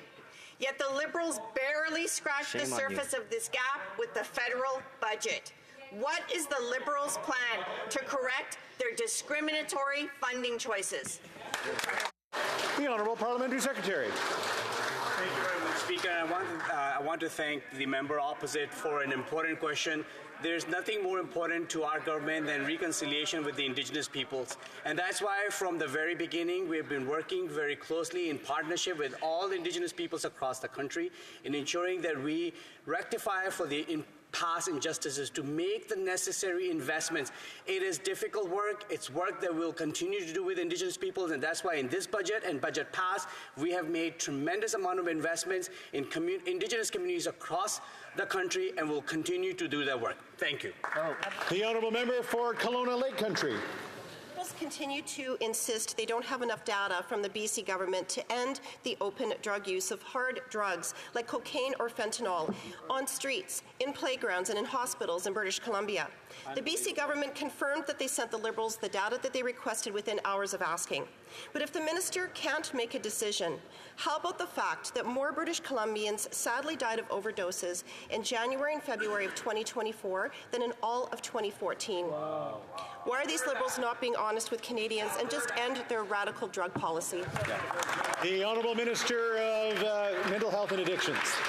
Mr. Speaker, every step of the way we have been working hand in hand with provincial jurisdictions, communities, and municipalities across this country, speaking to families, speaking to health teams, to understand how we save lives, Mr. Speaker. We are working with the province of BC on the amendment to their proposal. We need to get it right, Mr. Speaker. We need to make sure that communities are safe, but we also need to make sure that people aren't dying alone, that they are getting the healthcare services that they need. You can't treat someone if they're dead, Mr. Speaker. We are committed to saving lives. The Honourable Member for Kelowna Lake Country. Well, Mr. Speaker, if that member thinks that BC's experience with open public drug use is so great, then why isn't she advocating for it in her province? I was talking to a resident just 2 days ago from my constituency. Hold on a sec. We are getting a lot of yelling back and forth, and I would appreciate it if people could just keep it down. I know. I'm hearing a lot. I'm hearing a lot. I'm hearing a lot. I'm hearing a lot from all ends of the chamber. So I just want to make sure that we keep the down as we debate these important issues. The Honourable Member of Kelowna Lake Country. Well, Mr. Speaker, if that member thinks that the BC experience with open public drug policies and drug use is so great, then why isn't she advocating for it in her own province? I was talking to a resident from my community just a couple nights ago who told me she came around the corner from her apartment to be faced with something that burnt her eyes. And people were openly using drugs on the street. She is rightfully concerned about what she is exposed to, and unfortunately this is not an isolated incident. After 9 years of this Prime Minister, enough is enough. Why are these Liberals not being honest with Canadians and just end their drug policies? The Honourable Government House Leader. Of course, Mr. Speaker, that question has been asked many times and answered many times by my honourable colleague, the Minister. What I want to know, this member is a female member of her caucus. This morning, the headline reads, "Conservatives don't rule out using notwithstanding clause beyond criminal justice matters." Shameful. 50 years ago, Roe v. Wade was enacted in the U.S., and women have lived under that protection in the U.S. for 50 years. For 42 years. Order.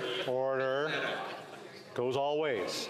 To be able to keep it down so I can actually hear the answers, the questions, and of course the answers. The Honourable Government House Leader. From the top. 15 seconds.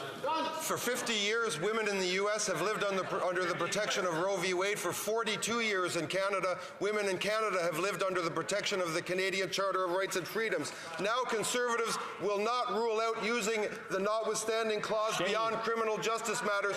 Will that member stand in her place and tell us what rights from women does she intend to take away? Hear, hear.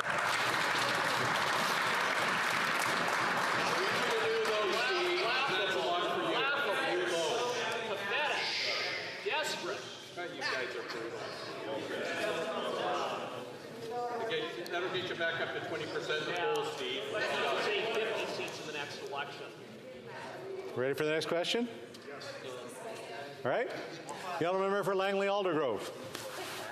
After 9 years of this Liberal NDP Prime Minister, it is clear that he is not worth the crime, the chaos, the drugs, and the disorder. As a direct result of his extremist drug policies, we have open drug use in front of an elementary school in Langley, discarded needles at a playground in Willoughby, and crack smoking at a bus stop in Brookswood. People from Langley want to know, when is this Prime Minister going to end his extremist experiment to legalize hard drugs like cocaine, fentanyl, and opioids?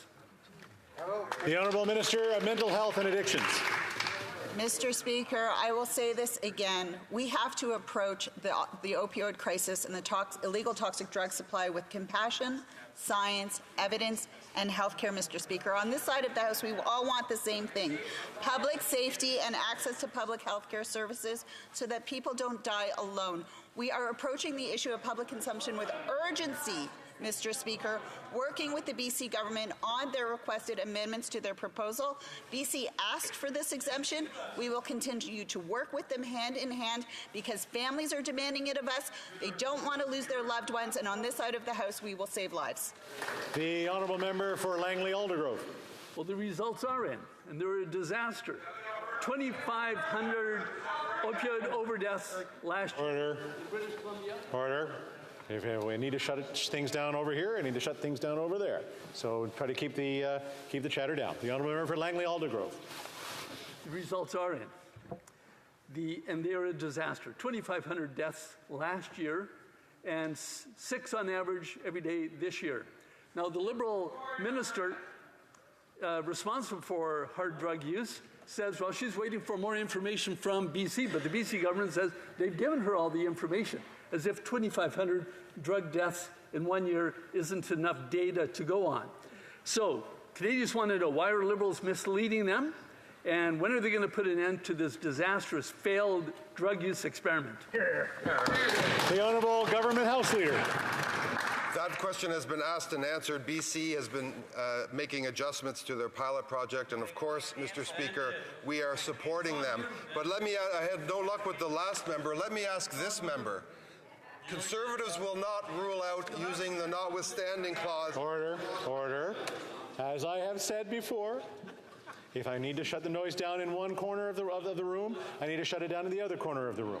So please let the honourable member respond so we can get on to the next question. The Honourable Government House Leader from the top. All right. Mr. Speaker, of course, BC is making adjustments to their pilot project, and we are supporting them in that endeavour, and the member should be under no ambiguity about that. The member is ambiguous, however, like his previous colleague, about which charter protections that party would rip up. Is it reproductive rights? Is it the right to a fair trial? Is it the right to free expression, Mr. Speaker? That member needs to get up, that party needs to get up, that leader needs to get up and tell Canadians exactly which fundamental charter rights they will be taking away from Canadians. I'm trying to shut down that end. I'm trying to shut down this end. I want to be able to hear the answers to the questions in the answer, and that's enough of that. The honourable member for North Okanagan, Shuswap. Mr. Speaker, after 9 years, this Prime Minister is clearly not worth the cost. His minister responsible for hard drugs on the streets is misleading Canadians. She said the Liberal government is waiting for more information from BC on if they should reverse their decision that allows cocaine, opioids and fentanyl in parks, playgrounds and hospitals. The BC NDP government confirmed they answered within hours to the government's request for more information. Why is this Liberal NDP government misleading Canadians, and why can't they just end their disastrous drug policy?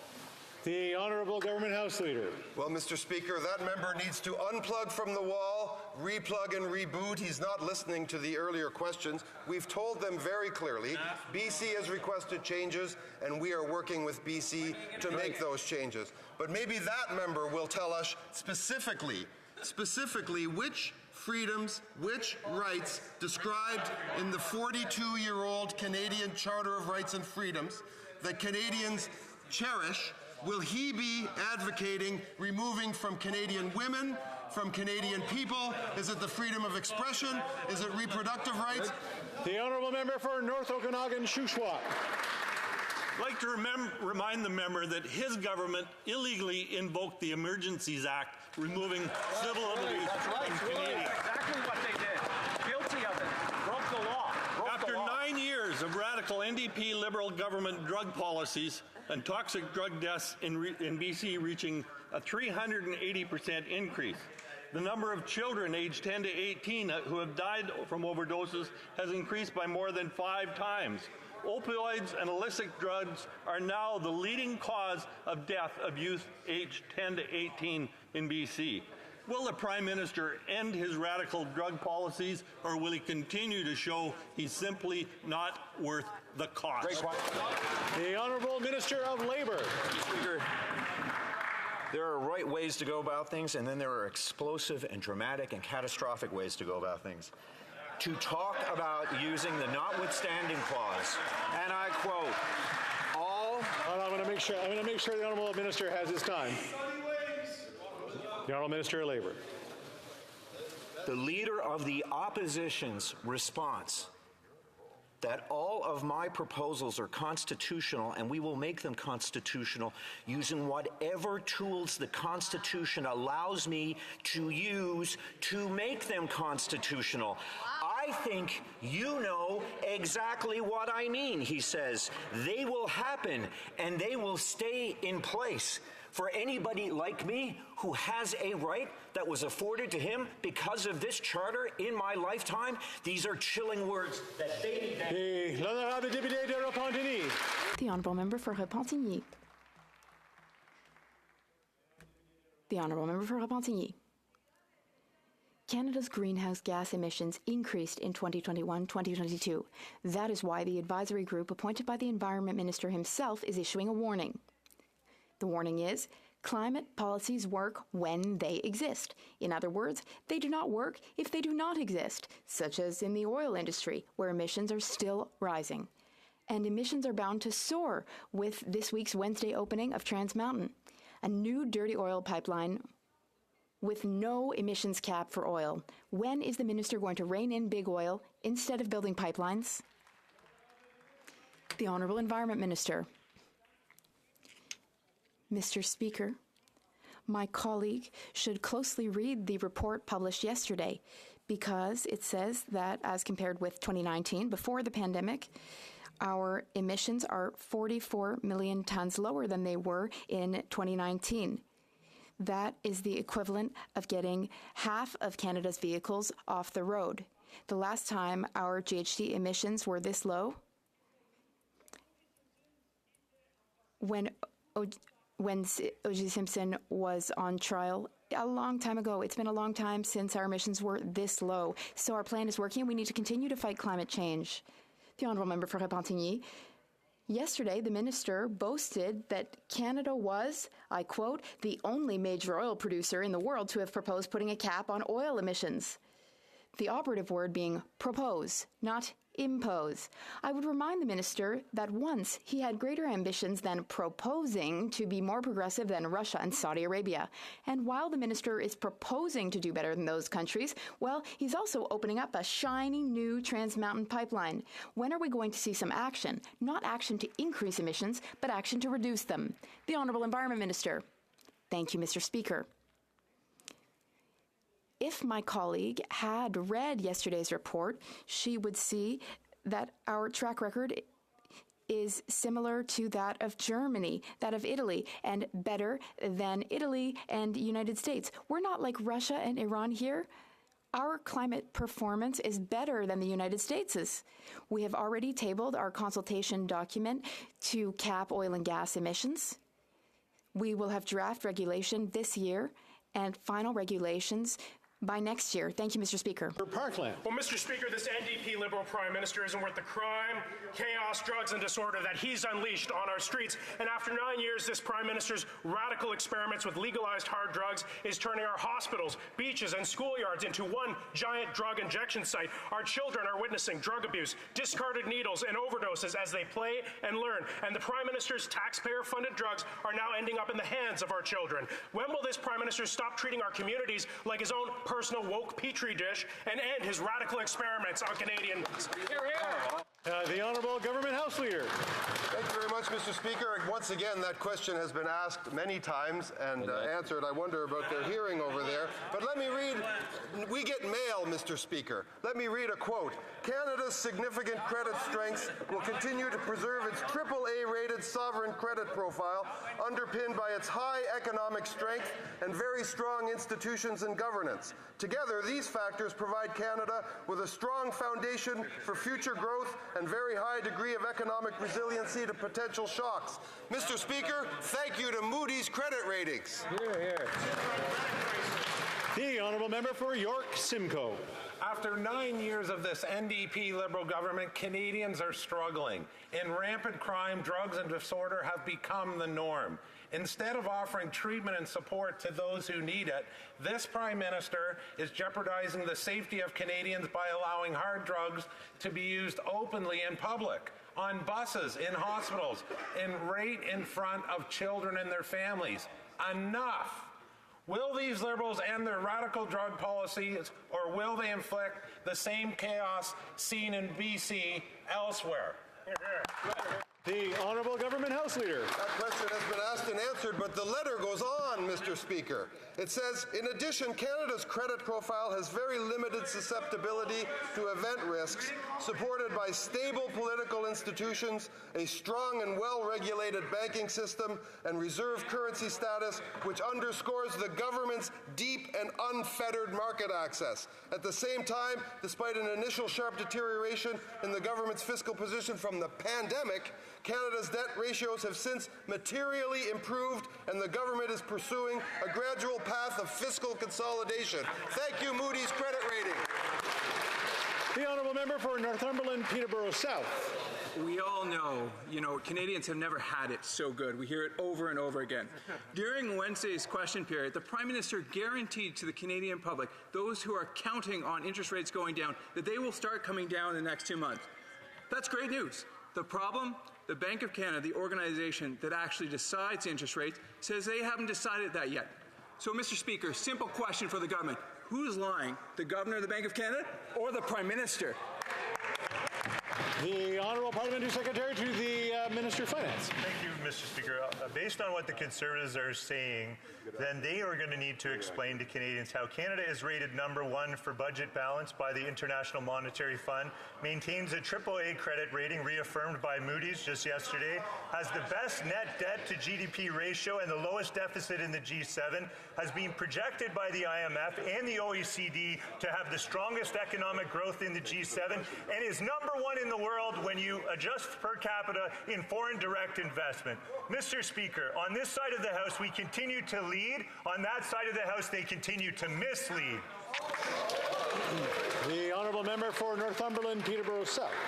Mr. Speaker, over the last 6 quarters, we've had declining GDP per capita growth. We've had 0 GDP per capita growth in the last 10 years. And this government's response, more spending money, more spreading fire on the already burning out of control inflationary fire. $61 billion in new spending. But once again, I ask, Canadians are barely hanging on. Some of them are going to lose their houses short. Will they stand behind the Prime Minister's word and guarantee that interest rates will go down? Or is it more misinformation from this government? The Honourable Parliamentary Secretary to the Deputy Prime Minister. Mr. Speaker, Canadians shouldn't listen to the trumped-up rhetoric of the Conservatives when it comes to our economy. Just yesterday, the independent governor of the Bank of Canada reaffirmed that due to our commitment to the key fiscal guardrails we have put in place, that he believes, and I quote, "Since the government's net fiscal plan hasn't changed a lot, I don't think it's going to have a big effect on our projections for the economy or inflation." And with inflation in the target range for 3 months in a row, Canadians have reason for hope. Conservatives are looking to cut our investments in the middle class, and we're not going to let them. The honourable member for Edmonton-Griesbach. Edmontonians are fed up with Loblaws' sky-high prices and record profits at their expense. Every time they go to the grocery store, they have to put food back on the shelves. The Liberals are doing nothing about it, and the Conservatives are in the pocket of Galen Weston. People are frustrated, using their power to boycott Loblaws. Edmontonians deserve a government that fights for them, not wealthy CEOs. When will the Liberals open their ears, start listening to Canadians, and stop the greed? The Honourable Parliamentary Secretary to the Deputy Prime Minister. Well, Mr. Speaker, I know that the member opposite feels that grocery prices are too high, and they have been certainly. But good news is that the CPI index has showed that food prices are stabilizing in our economy, which is good news for Canadians. What our government is doing is proposing multiple rounds of reforms to our Competition Act. And it's good to see the NDP and other parties starting to work with us. Just this week, earlier this week, we got C-59 through the Finance Committee, which was great progress on reforming our competition laws. Thank you, Mr. Speaker. The honourable member for Courtenay Alberni. Sadly, Alberta is on track to have the most toxic drug deaths per capita in Canada by June. Clearly, Alberta's Conservatives' recovery-only model is tragically failing. But you know who's jumped on board to support it? The Conservative leader.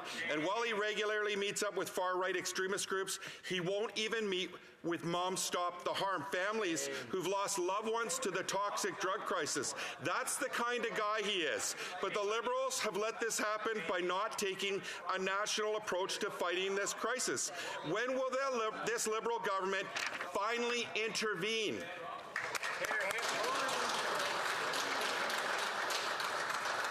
Anybody want to pick that one up? Okay, sorry, my one eye's not working. The Honourable Minister of Mental Health and Addictions. Thank you, Mr. Speaker. And I want to thank the member for his question, because too many Canadians are dying every day from this ever-challenging illegal toxic drug supply. But the opposition leader talks a big talk about investing in treatment.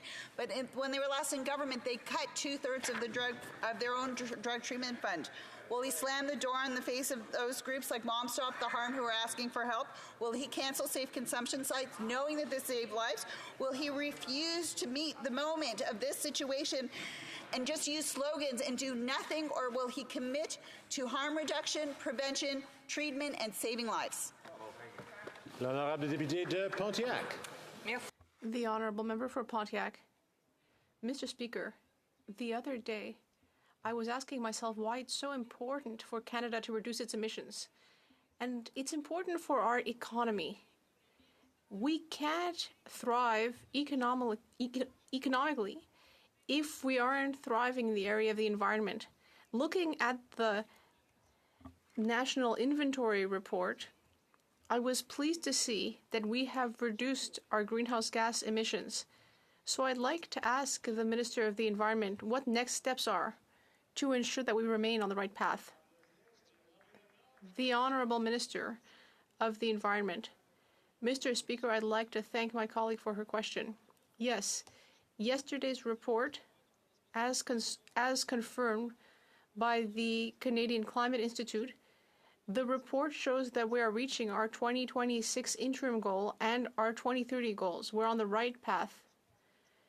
We have reduced our GHG emissions to an extent that is the equivalent of removing 15 million vehicles from our roads. But we do need to do more, and that is why we're aiming to have a carbon-neutral transportation network by 2035 and a GHG cap, which will be coming out soon. Thousand Islands, Rita Lakes. $110 million. That's how much this Liberal employment minister's private company landed from this Liberal government. Wow. The Liberal minister used his role to get meetings for his business partner with the finance minister and with the prime minister's office, using his position to enrich his business partner and himself. After 9 years of this NDP Liberal government, it's clear they're not worth the cost and certainly not the corruption. So how much taxpayer cash did this Liberal minister pocket on the backs of hardworking Canadians? Corruption.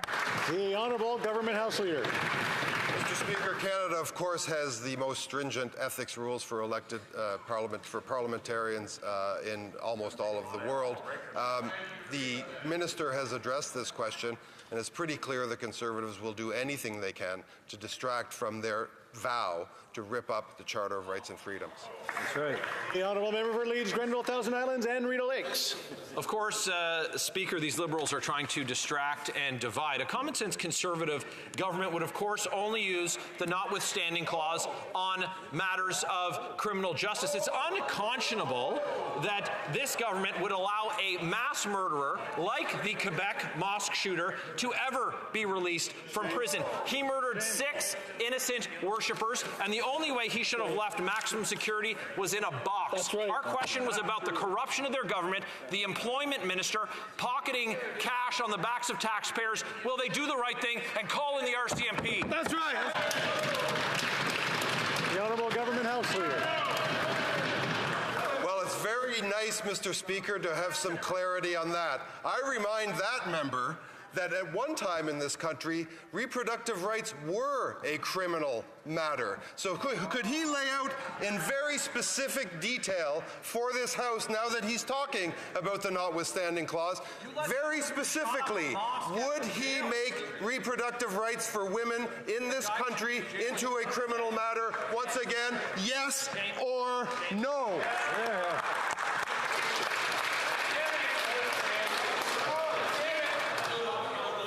The honourable member for St. Albert, Edmonton. Speaker, a lobbying firm owned by the business partner of the lone Alberta minister secured $110 million in federal contracts. As money went out the door, the minister was receiving payments from the very same lobbying firm. This is scandalous. Canadians deserve to know, what was the minister's cut? How much was he paid? The honourable government house leader. Canada has incredibly stringent ethics rules, Mr. Speaker, and the minister has addressed those questions.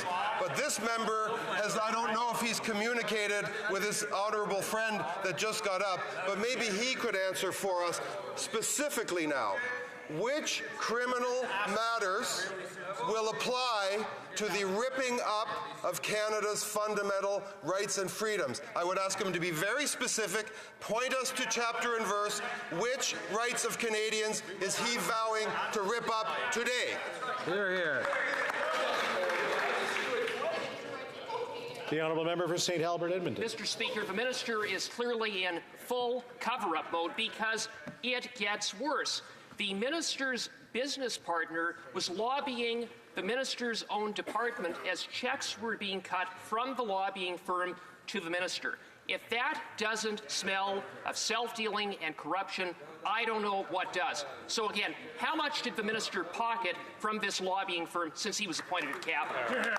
The honourable government house leader. Well, of course, Mr. Speaker, the minister has addressed that question, but I want to return to this theme. The Conservatives...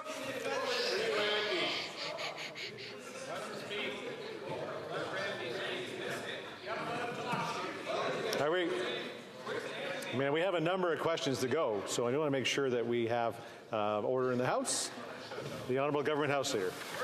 Mr. Speaker, it's pretty clear those folks over here have not really spoken and gotten their story straight. We have this member proposing to put reproductive rights back into a category of criminal behavior. We have other members who will not answer which specific rights they will take away. This member has refused to stand up and answer the question of which, is it the freedom of expression?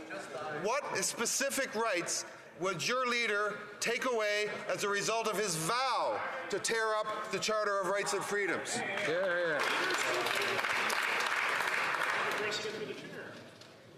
Make sure the questions and answers through the chair. The honourable member for Terrebonne. Mr. Speaker, SMEs are increasingly telling us that the federal government is acting predatory about CEBA. They're telling us that they've paid back the entirety of their Canada Emergency Business Account loan, but because of delays of sometimes only a few days that they're not even responsible for, the federal government is still cutting their $20,000 grant. These Liberals are showing a great deal of intransigence, and they're threatening these businesses with bankruptcy. Why? The Honourable Parliamentary Secretary. And I want to thank that member for continued advocacy for small businesses in Canada. We share that view, and that is why that the CEBA program supported over 900,000 small businesses through the pandemic, and we estimate 80% of them have repaid their loans so far. As we move away from the pandemic, we are taking serious concrete action to support small businesses, both by providing funding and cutting costs, Mr. Speaker. And I'm getting heckled, of course, by the Conservatives who voted against every single measure that we have put forward since 2015 to support small businesses. Thank you. The deputy to Terrebonne. The Honourable Member for Terrebonne. Mr. Speaker, the government is supposed to support struggling businesses and not hit them when they're down. This is a perfect yet upsetting illustration of how the federal government mismanages programs. You can't get a human being on the line when you call the federal government. This rigid way of managing things shows no humanity. Can the government tell us how many businesses have paid back the money but will still miss out on $20,000 due to the federal government's lack of humanity?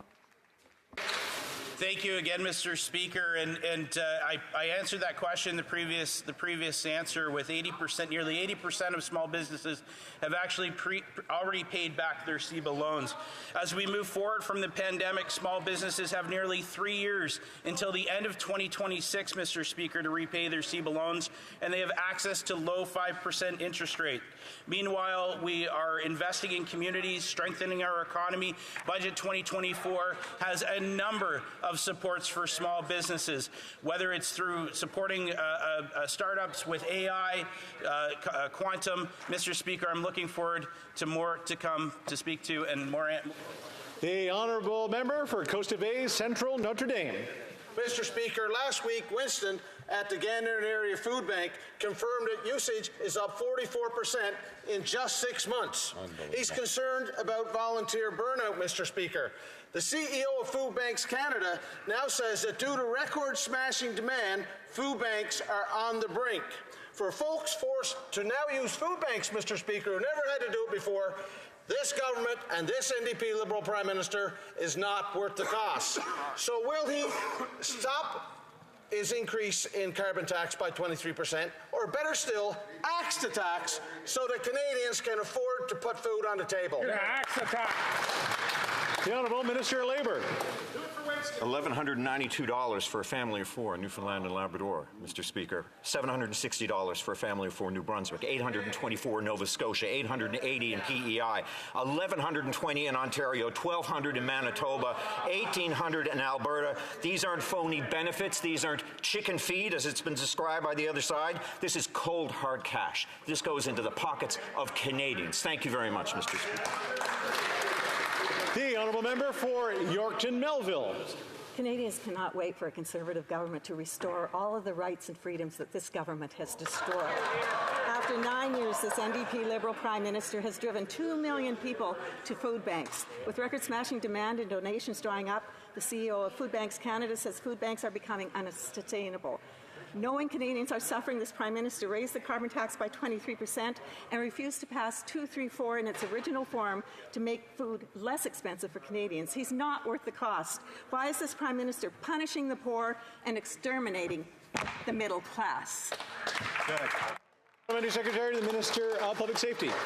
Wow, Mr. Speaker, that member who has advocated to roll back the rights of women just stood in this place and said that Conservatives can't wait to implement those measures. Mr. Speaker, women will remember what Conservatives are saying. They are saying they will take away women's rights just like in the U.S., and we will not stand for it.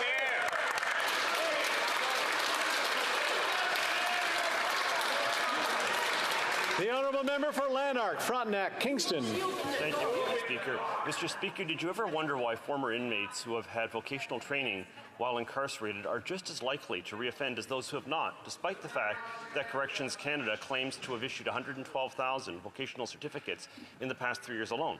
Well, the answer is this. These vocational certificates are meaningless participation awards. In the same period, only 64 inmates in the entire country were able to complete a Red Seal apprenticeship program. Why has Corrections Canada failed to introduce real vocational certification programs?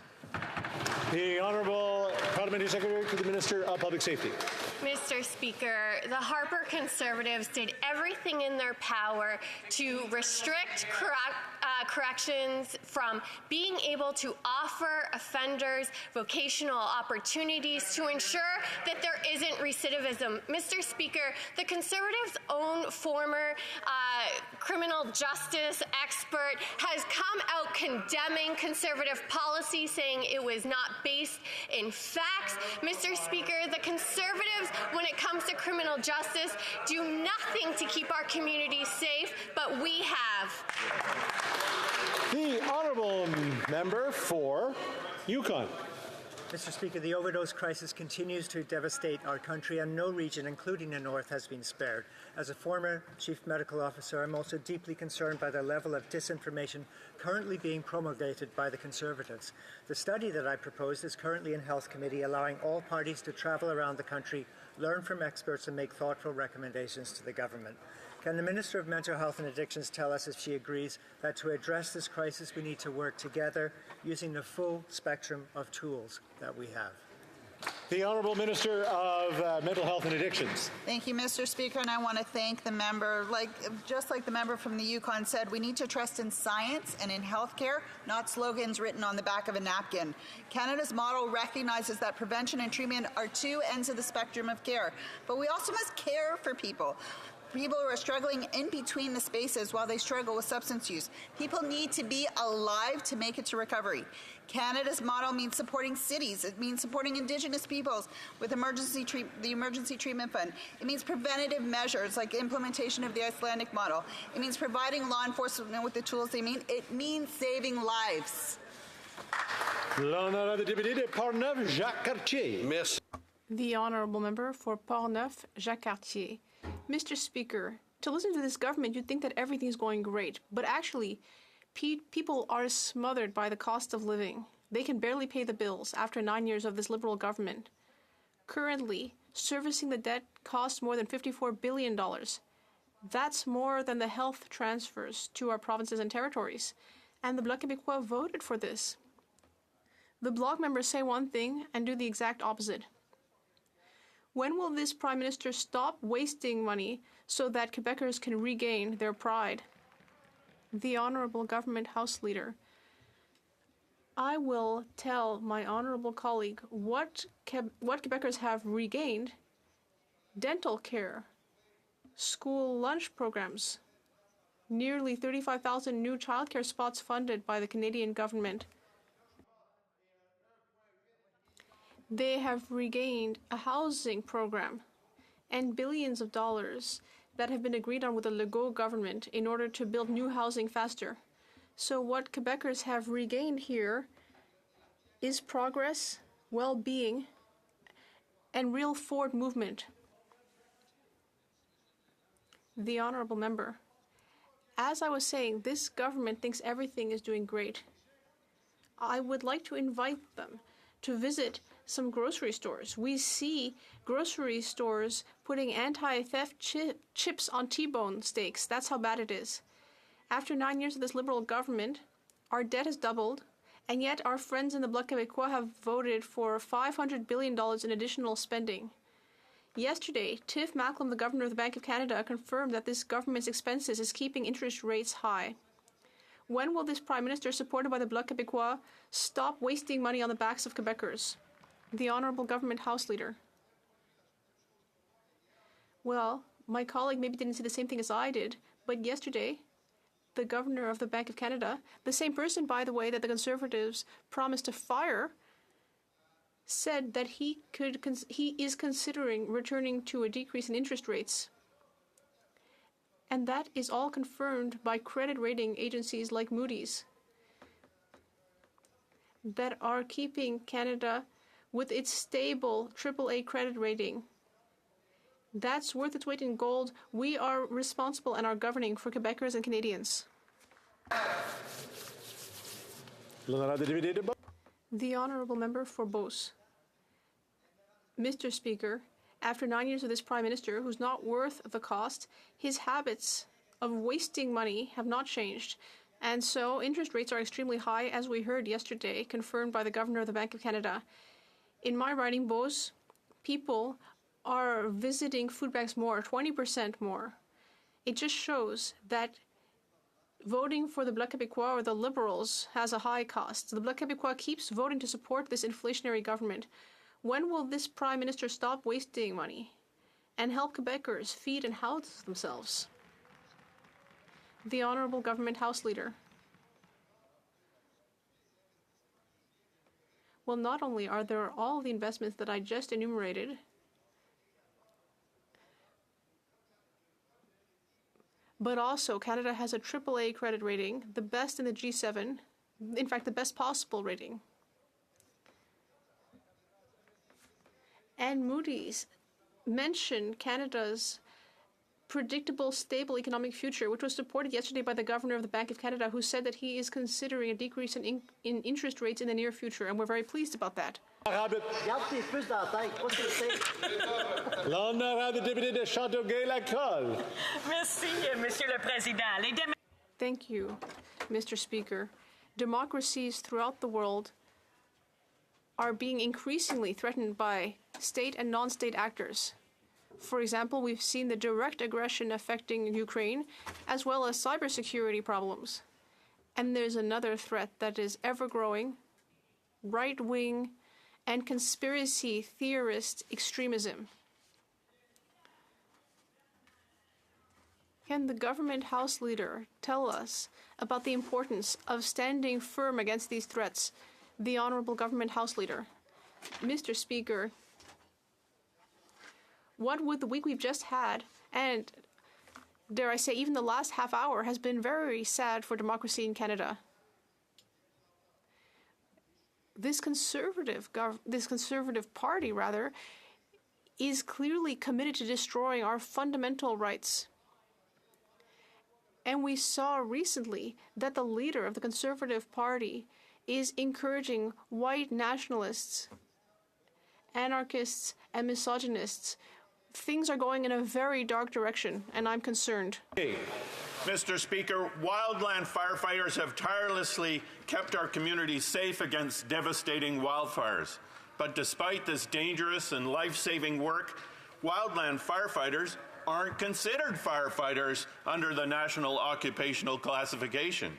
And this impacts their retirement and pensions. It's absurd that the Liberal government and the Conservatives before them have done nothing to fix this. So will the Liberals immediately change this so that wildland firefighters can retire with financial security? The Honourable Minister of Emergency Preparedness. Mr. Speaker, I want to take this opportunity to thank all the wildland firefighters who have done amazing work. We have been working very closely with the provincial counterparts to address this issue, but one thing, make it clear, in fact, actually, we care very deeply for the work that they're doing. That's why we've actually increased the tax credit for the volunteer firefighters as well. So we'll do everything possible to make sure that we support them. Thank you. The Honourable Member for Kitchener Centre. Mr. Speaker, the Ontario government is proceeding with construction on the destructive and unnecessary Highway 413, a $10 billion waste of public money to pave through the Greenbelt. This government could have put a stop to it by requiring a thorough environmental assessment in a Restored and Repaired Impact Assessment Act. Instead, they've proposed a change in an omnibus budget bill that could still let projects like Highway 413 off the hook. Will this government strengthen the proposed IAA and reject Highway 413 to prevent paving over 2,400 acres of farmland and green space? The Honourable Minister of Environment and Climate Change. Thank you, Mr. Speaker. I thank my honourable colleague for his question. I would remind him that the Supreme Court of Canada, in an opinion last year, told us that we had to revise the Impact Assessment Act. This is exactly what we do. But through an agreement with the Ontario government, we will make sure that federal laws like Species at Risks Act or the Migratory Birds will be able to apply to Project 413, and these elements will be assessed as part of this project. Thank you, Mr. Speaker. And that's all the time we have for question period today. I think we have a point of order from the honourable member for Durham. Yes, Mr. Speaker, a point of order. Earlier this week, a lot of noise was made about the Leader of the Opposition saying the term wacko. And yet earlier, during question period, the government House Leader used decidedly unparliamentary language toward me in an attempt to defend his colleague from Whitby. I'd like to ask that, through you, that the government House Leader apologize and withdraw his comment. Shameful language. I did not hear it because there was lots of noise happening around that time. Maybe what we can do is go back and listen to the honourable government House Leader.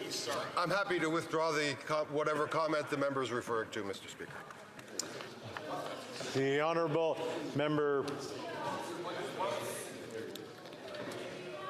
The honourable member for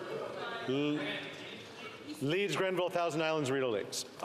Speaker, so the government House Leader acknowledged that he did, in fact, use the term, which was captured by Hansard. It is customary that when this kind of language is used in the House, that an apology is offered by the offender. The offender in this case is the government House Leader and directed it at one of the newest members in the House, which is not only a terrible example, it's completely unacceptable. The honourable gentleman should apologize immediately. The honourable government House Leader, like I said, I did not hear what the offending word was, but I would ask maybe just to retract it one more time and apologize, and then we'll. Yeah, I've withdrawn whatever they're speaking about, Mr. Speaker. And apologize. I'm happy to apologize for whatever they're talking about too, Mr. Speaker. But just for edification, we'll go back and have a look to see if there's anything on the tapes. Honourable member for Durham. Yeah, I'd just like to confirm it was captured by Hansard, and it's very clear what the government House Leader said. Decidedly unparliamentary, especially for a government that made a lot of noise about the term wacko earlier this week. We will have a look at that and come back to the House. Daily routine of business. Affaire courant ordinaire. Tabling of documents. Introduction of government bills. Déclaration de statements by ministers. Interparlementaire. Presenting reports from committees. The honourable member for New Brunswick Southwest. Mr. Speaker, Monsieur le Président, j'ai l'honneur de présenter dans les deux langues officielles. It's my pleasure to table in both official languages the report of the Standing Committee on Public Accounts, the 39th report entitled Main Estimates 2024-25, Vote 1 under Office of the Auditor General.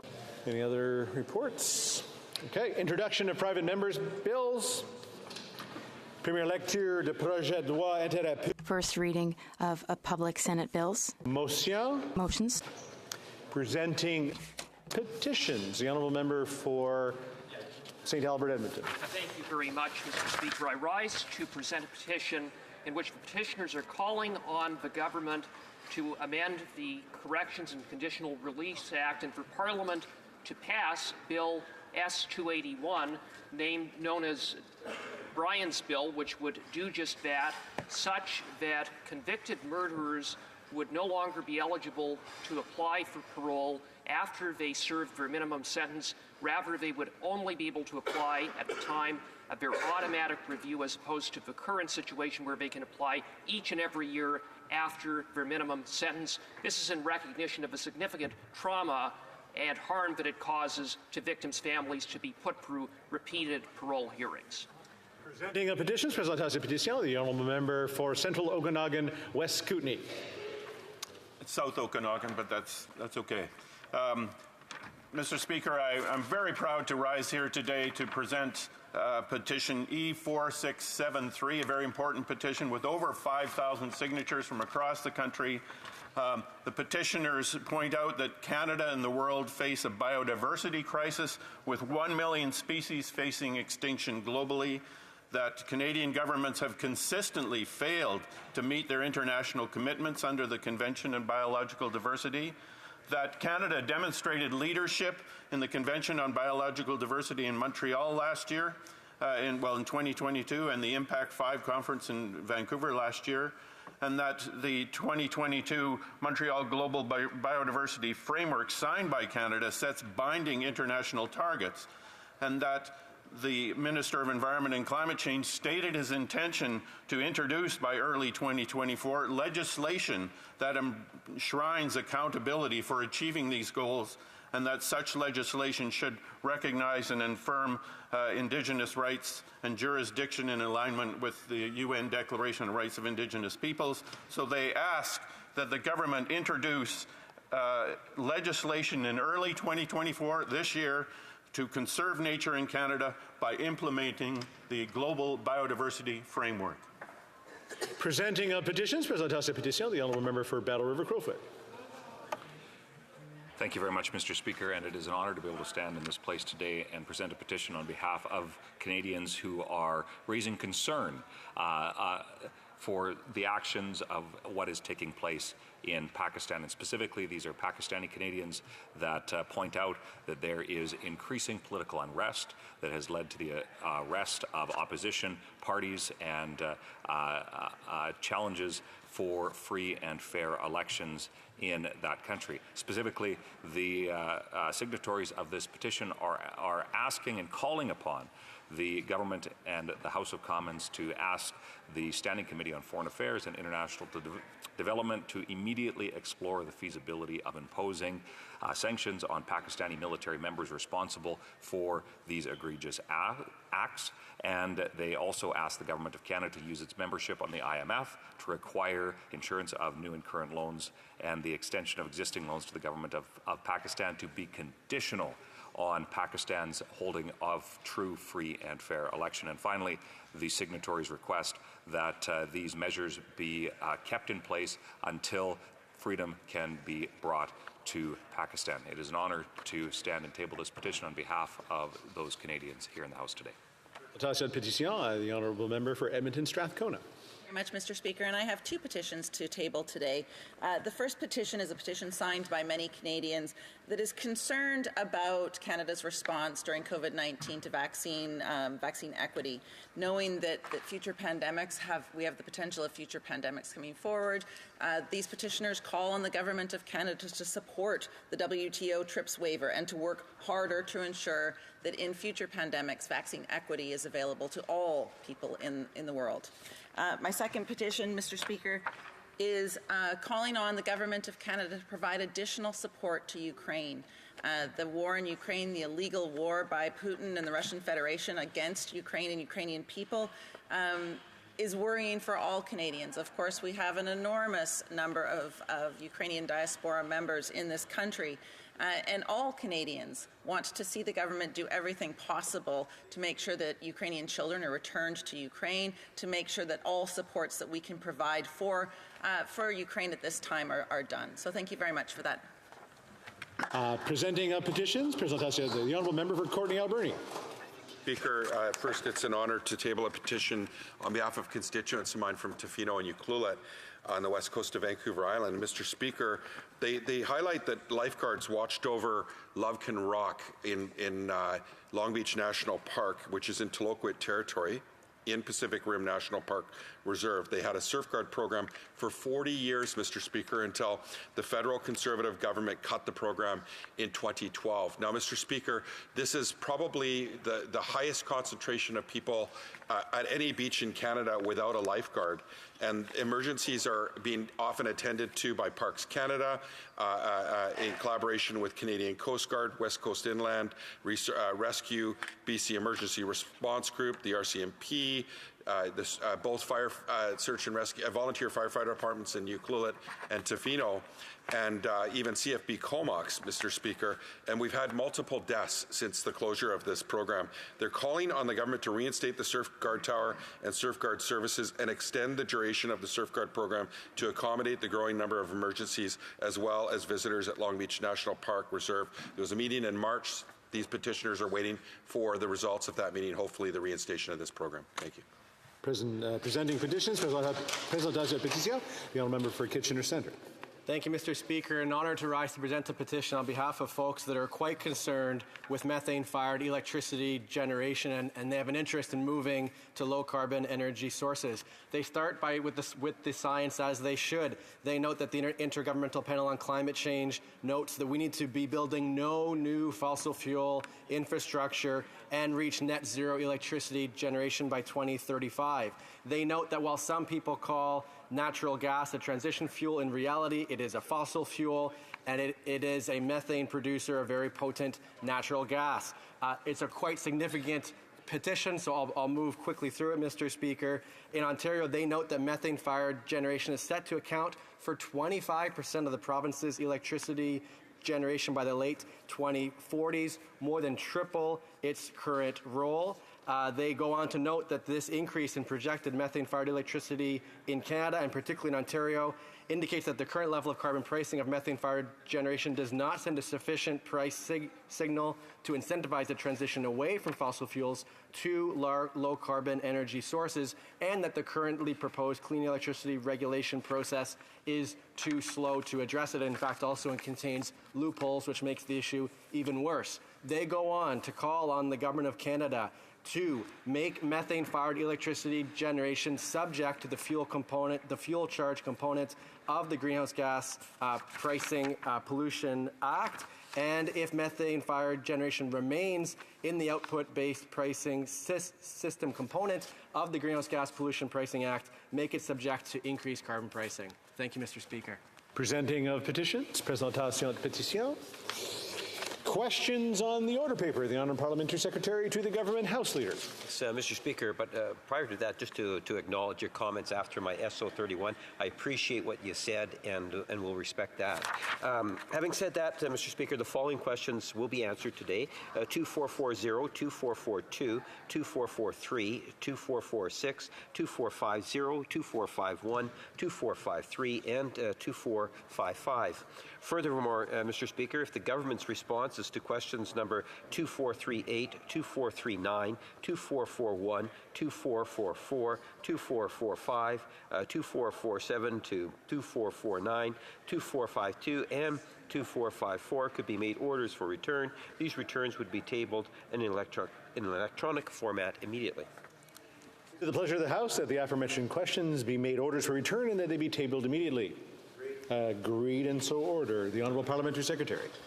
Mr. Speaker, I would ask that all remaining questions be allowed to stand at this time, please. So ordered. Voilà. Orders of the day. Of the day, ordre du jour, government orders, government bills comments, resuming consideration at report stage of Bill C-20, the Public Complaints and Review Commission Act. I believe when we left it, the Honourable Member for New Westminster Burnaby had 5 minutes in his speech. The Honourable Member. Questions and comments. Oh, sorry. In questions and comments. So no. Finished. I hadn't. No. Yeah, because the Honourable Member only had about 4 minutes remaining. So I would say there was 6 minutes remaining in the Honourable Member's speech when it came back. I just want to check here to be sure. 6 minutes. So the Honourable Member for New Westminster Burnaby has 6 minutes. Okay, and thank you very much, Mr. Speaker. And where we left off was Conservatives saying this morning that they wanted the bill to pass. In fact, they even chastened the Liberals for not passing the bill. Now, Mr. Speaker, just prior to question period, I asked for unanimous consent to actually move beyond this dilatory motion, delay motion, obstruction motion that the Conservatives have put. What they're asking Canadians to do is pay $70,000, which is the cost of 1 hour of parliamentary time. $70,000 for a parliamentary debate around whether the short title of this bill should be deleted. Now, Mr. Speaker, $70,000 is a lot of money where I come from. And for most Canadian families, $70,000 is in many cases what they earn in a year, and Conservatives have burned that money just in the last hour. So what I did, Mr. Speaker, is I asked for unanimous consent to move to third reading, because at this point, report stage, all we are doing is debating the Conservatives' stupid amendment, wacko amendment that simply says, oh gosh, we're going to delete the short title of the bill. There's no substance to it, doesn't improve the bill in any form, doesn't make any difference in terms of the public commission that so many people have been crying out for, that is so badly needed. all it does is delay and cost Canadians $70,000 for each and every hour of this absolutely useless obstructionism, wacko obstructionism from an official opposition that is not a serious party. Now, they had the opportunity to move on that. Donc, on a ici un appel au règlement de Rising on a point of order, the Honourable Member. Mr. Speaker, this week, our party leader was removed from this place because he said wacko. But my colleague has been speaking for about 10 minutes and has said wacko at least twice.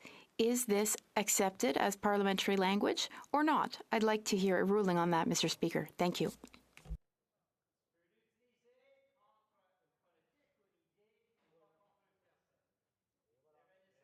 Donc, je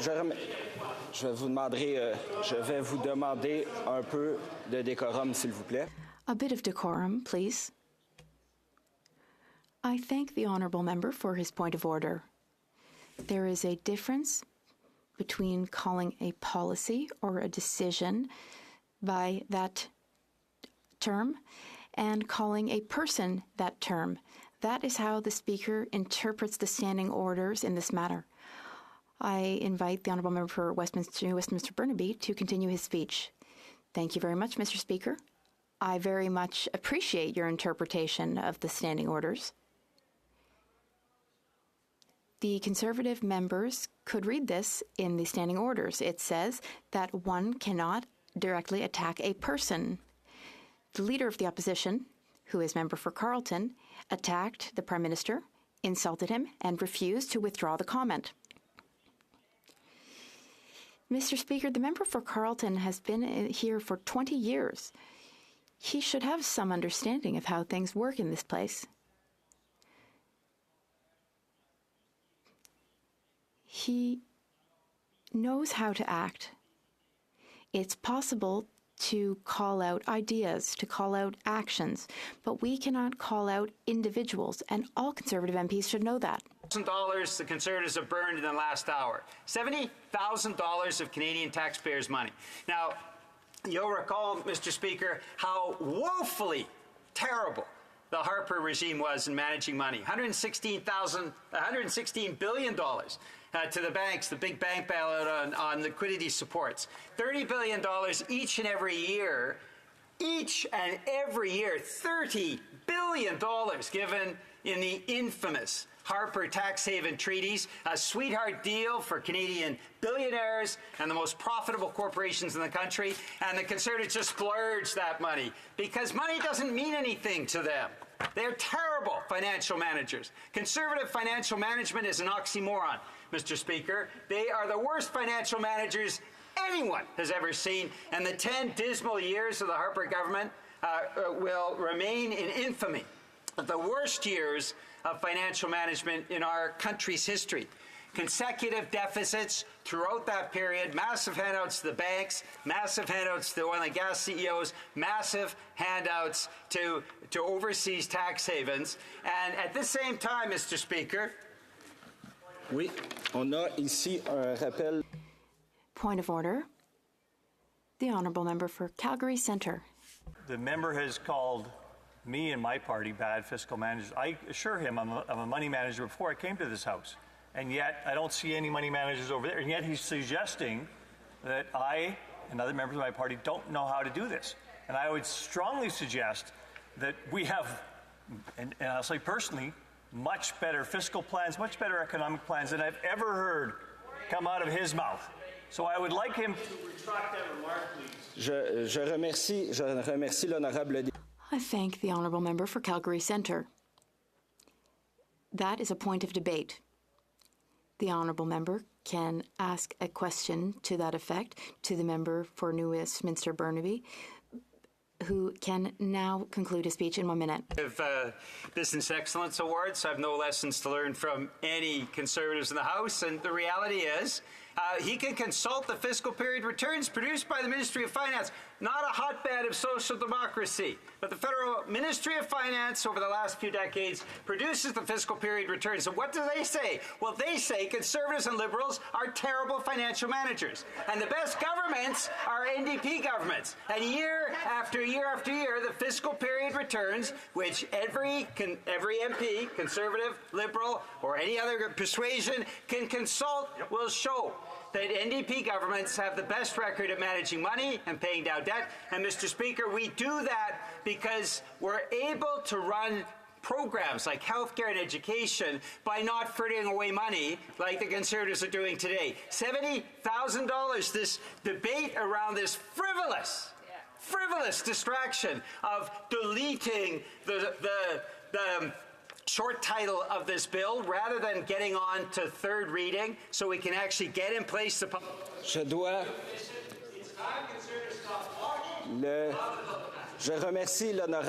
I thank the honourable member for New Westminster Burnaby. Unfortunately, his time has run out. Questions and comments? The Honourable Parliamentary Secretary to the Government House Leader. Mr. Speaker, and I was rather enjoying a good portion of the member's comments. I want to pick up on one aspect when he talks about the short title, because for those that might be following the debate, there is a valid argument to be made that the Conservatives are being nothing more than playing an obstructive role, that even though they say they want the legislation passed, they go out of their way to prevent the legislation from passing. So when the member makes reference to the short title, Mr. Speaker, this is the short title. The short title is this. This is what the Conservatives are proposing to delete. This act may be cited as the Public Complaints and Review Commission Act. They want that aspect of the legislation deleted, Mr. Speaker. I'm wondering if he could provide his thoughts in regards to obstruction that the Conservative Party is playing on such important legislation. The Honourable Member for New Westminster Burnaby. Thank you, Mr. Speaker, and that's exactly the point. It's not only that they want to spend hours and hours debating that one sentence and whether or not we remove it when it has absolutely no impact on the legislation or the Public Complaints Commission. It's that they want to spend. They want to waste. I see the finance critic for the Conservatives in the House right now, and they want to waste $70,000 for each and every hour. Rising on a point of order, the Honourable Member for Calgary Forest Lawn. I think that I would just like for you to reflect. I don't think we're allowed to mention who is or isn't inside the chamber. Oui. Et à cet effet, l'honorable leader. To that effect, the Honourable NDP House Leader is aware of the standing order. He cannot mention the absence or presence of anyone in this place. He can conclude his reply in a few moments. They've wasted so far on this meaningless debate and delay tactic. And I think Canadians would say, let's get on with the Public Complaints Commission. Why didn't they accept the UC that I moved prior to question period that would actually allow us to move to a third reading debate on this bill? Questions et commentaires. Questions and comments. The Honourable Member for Bruce Grey Owen Sound. Thank you, Mr. Speaker. So the member talked a lot about just really restricting or censoring the ability of members in this House to speak and voice their concerns around legislation. So I'm just wondering from him, does he think all members of this House should have an equal right to speak to any bill at any stage of the debate? And if he doesn't, as the House Leader for the New Democratic Party, how does he censor or restrict his members from speaking in this chamber? Here. L'honorable député de New Westminster Burnaby. Thanks very much, Mr. Speaker. I did want to compliment my colleague for his French question a little while ago. I was quite impressed with that. His French is coming along well. The reality is there's no censorship when you're paying $70,000 to debate deleting a one line that has absolutely no impact on the bill. The short title has no impact on the bill itself. This is nothing but a delaying tactic. Now, I point out Conservative hypocrisy. When Conservatives rise in the House and they say, gosh, it's really important this bill passed. Why hasn't this bill passed? And it's their fault that it hasn't passed, that they held up for months of public safety this bill by bringing forward meaningless motions constantly so that we couldn't actually get to the nuts and bolts of the bill. I spoke earlier about the many, many amendments and improvements that the NDP brought as the worker bees of the House of Commons, as the adults in the room. We wanted to improve the legislation so it was better.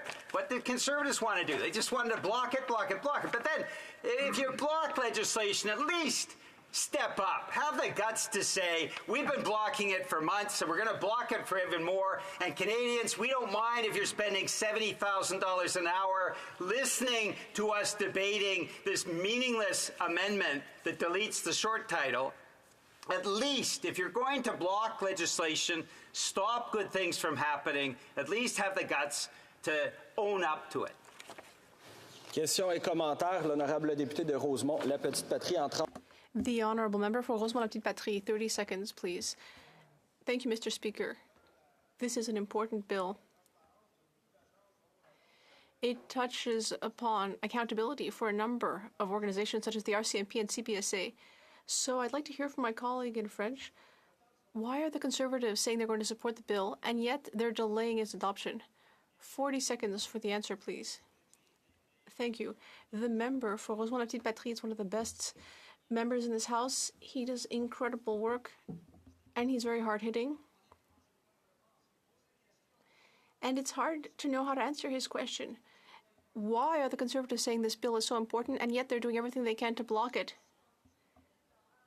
At a cost of $70,000 for every hour of this useless debate, they're refusing to go to third reading. That would be a useful debate, but they don't want to, and I don't know why. Débat, l'honorable secrétaire parlementaire du leader du gouvernement à la Chambre. Thank you, Mr. Speaker, and it's a pleasure to be able to rise and speak in the House. You know, when I think of Bill C-20, the one that we're debating today, I can't help but reflect in terms of what it is that the member from Sturgeon River Parkland had said earlier today. And that was that the Conservative Party was disappointed, in essence, that the legislation has not been passed. And he's challenging the government why it is that we haven't passed the legislation. Mr. Speaker, you know, it's truly amazing the type of hypocrisy that we actually see that flows out of the Conservative Party of Canada. You know, they have this mentality, that far-right mentality, of trying to be able to say to Canadians, everything's broken. And that includes what takes place here on the floor of the House of Commons. They like to spread misinformation, and they like to filibuster and take everything possible in order to prevent things from actually happening within the chamber that's positive towards Canadians. You know, it's truly amazing. And that's what I like about Bill C-20. You know, where I agree with the member opposite when he introduced the bill is when he talked about the fine work that our RCMP and our Border Control officers perform day in and day out. Everyone recognizes the importance of this legislation, Mr. Speaker. We all recognize it. But there's only one political party that's going out of its way from being able to see the legislation actually pass. And that is the Conservative Party, that alt-right group that we witness every day across the way when the House sits, Mr. Speaker. And we see that in the behavior of the leader of the Conservative Party, that they do not want to see a productive House of Commons. And to those that follow this debate or follow CPAC on a regular basis, to recognize that no matter what sort of filibustering and blocks that the Conservative Party puts into place on a daily basis, we will continue to be there to fight for fairness for all Canadians. We saw that in the and the presentation of a budget that builds upon Canada's middle class, that provides a higher sense of fairness, so those that have more can cover for those individuals, everyone's paying more of that fairer share. That we don't forget about the millennials and the Generation X, Mr. Speaker.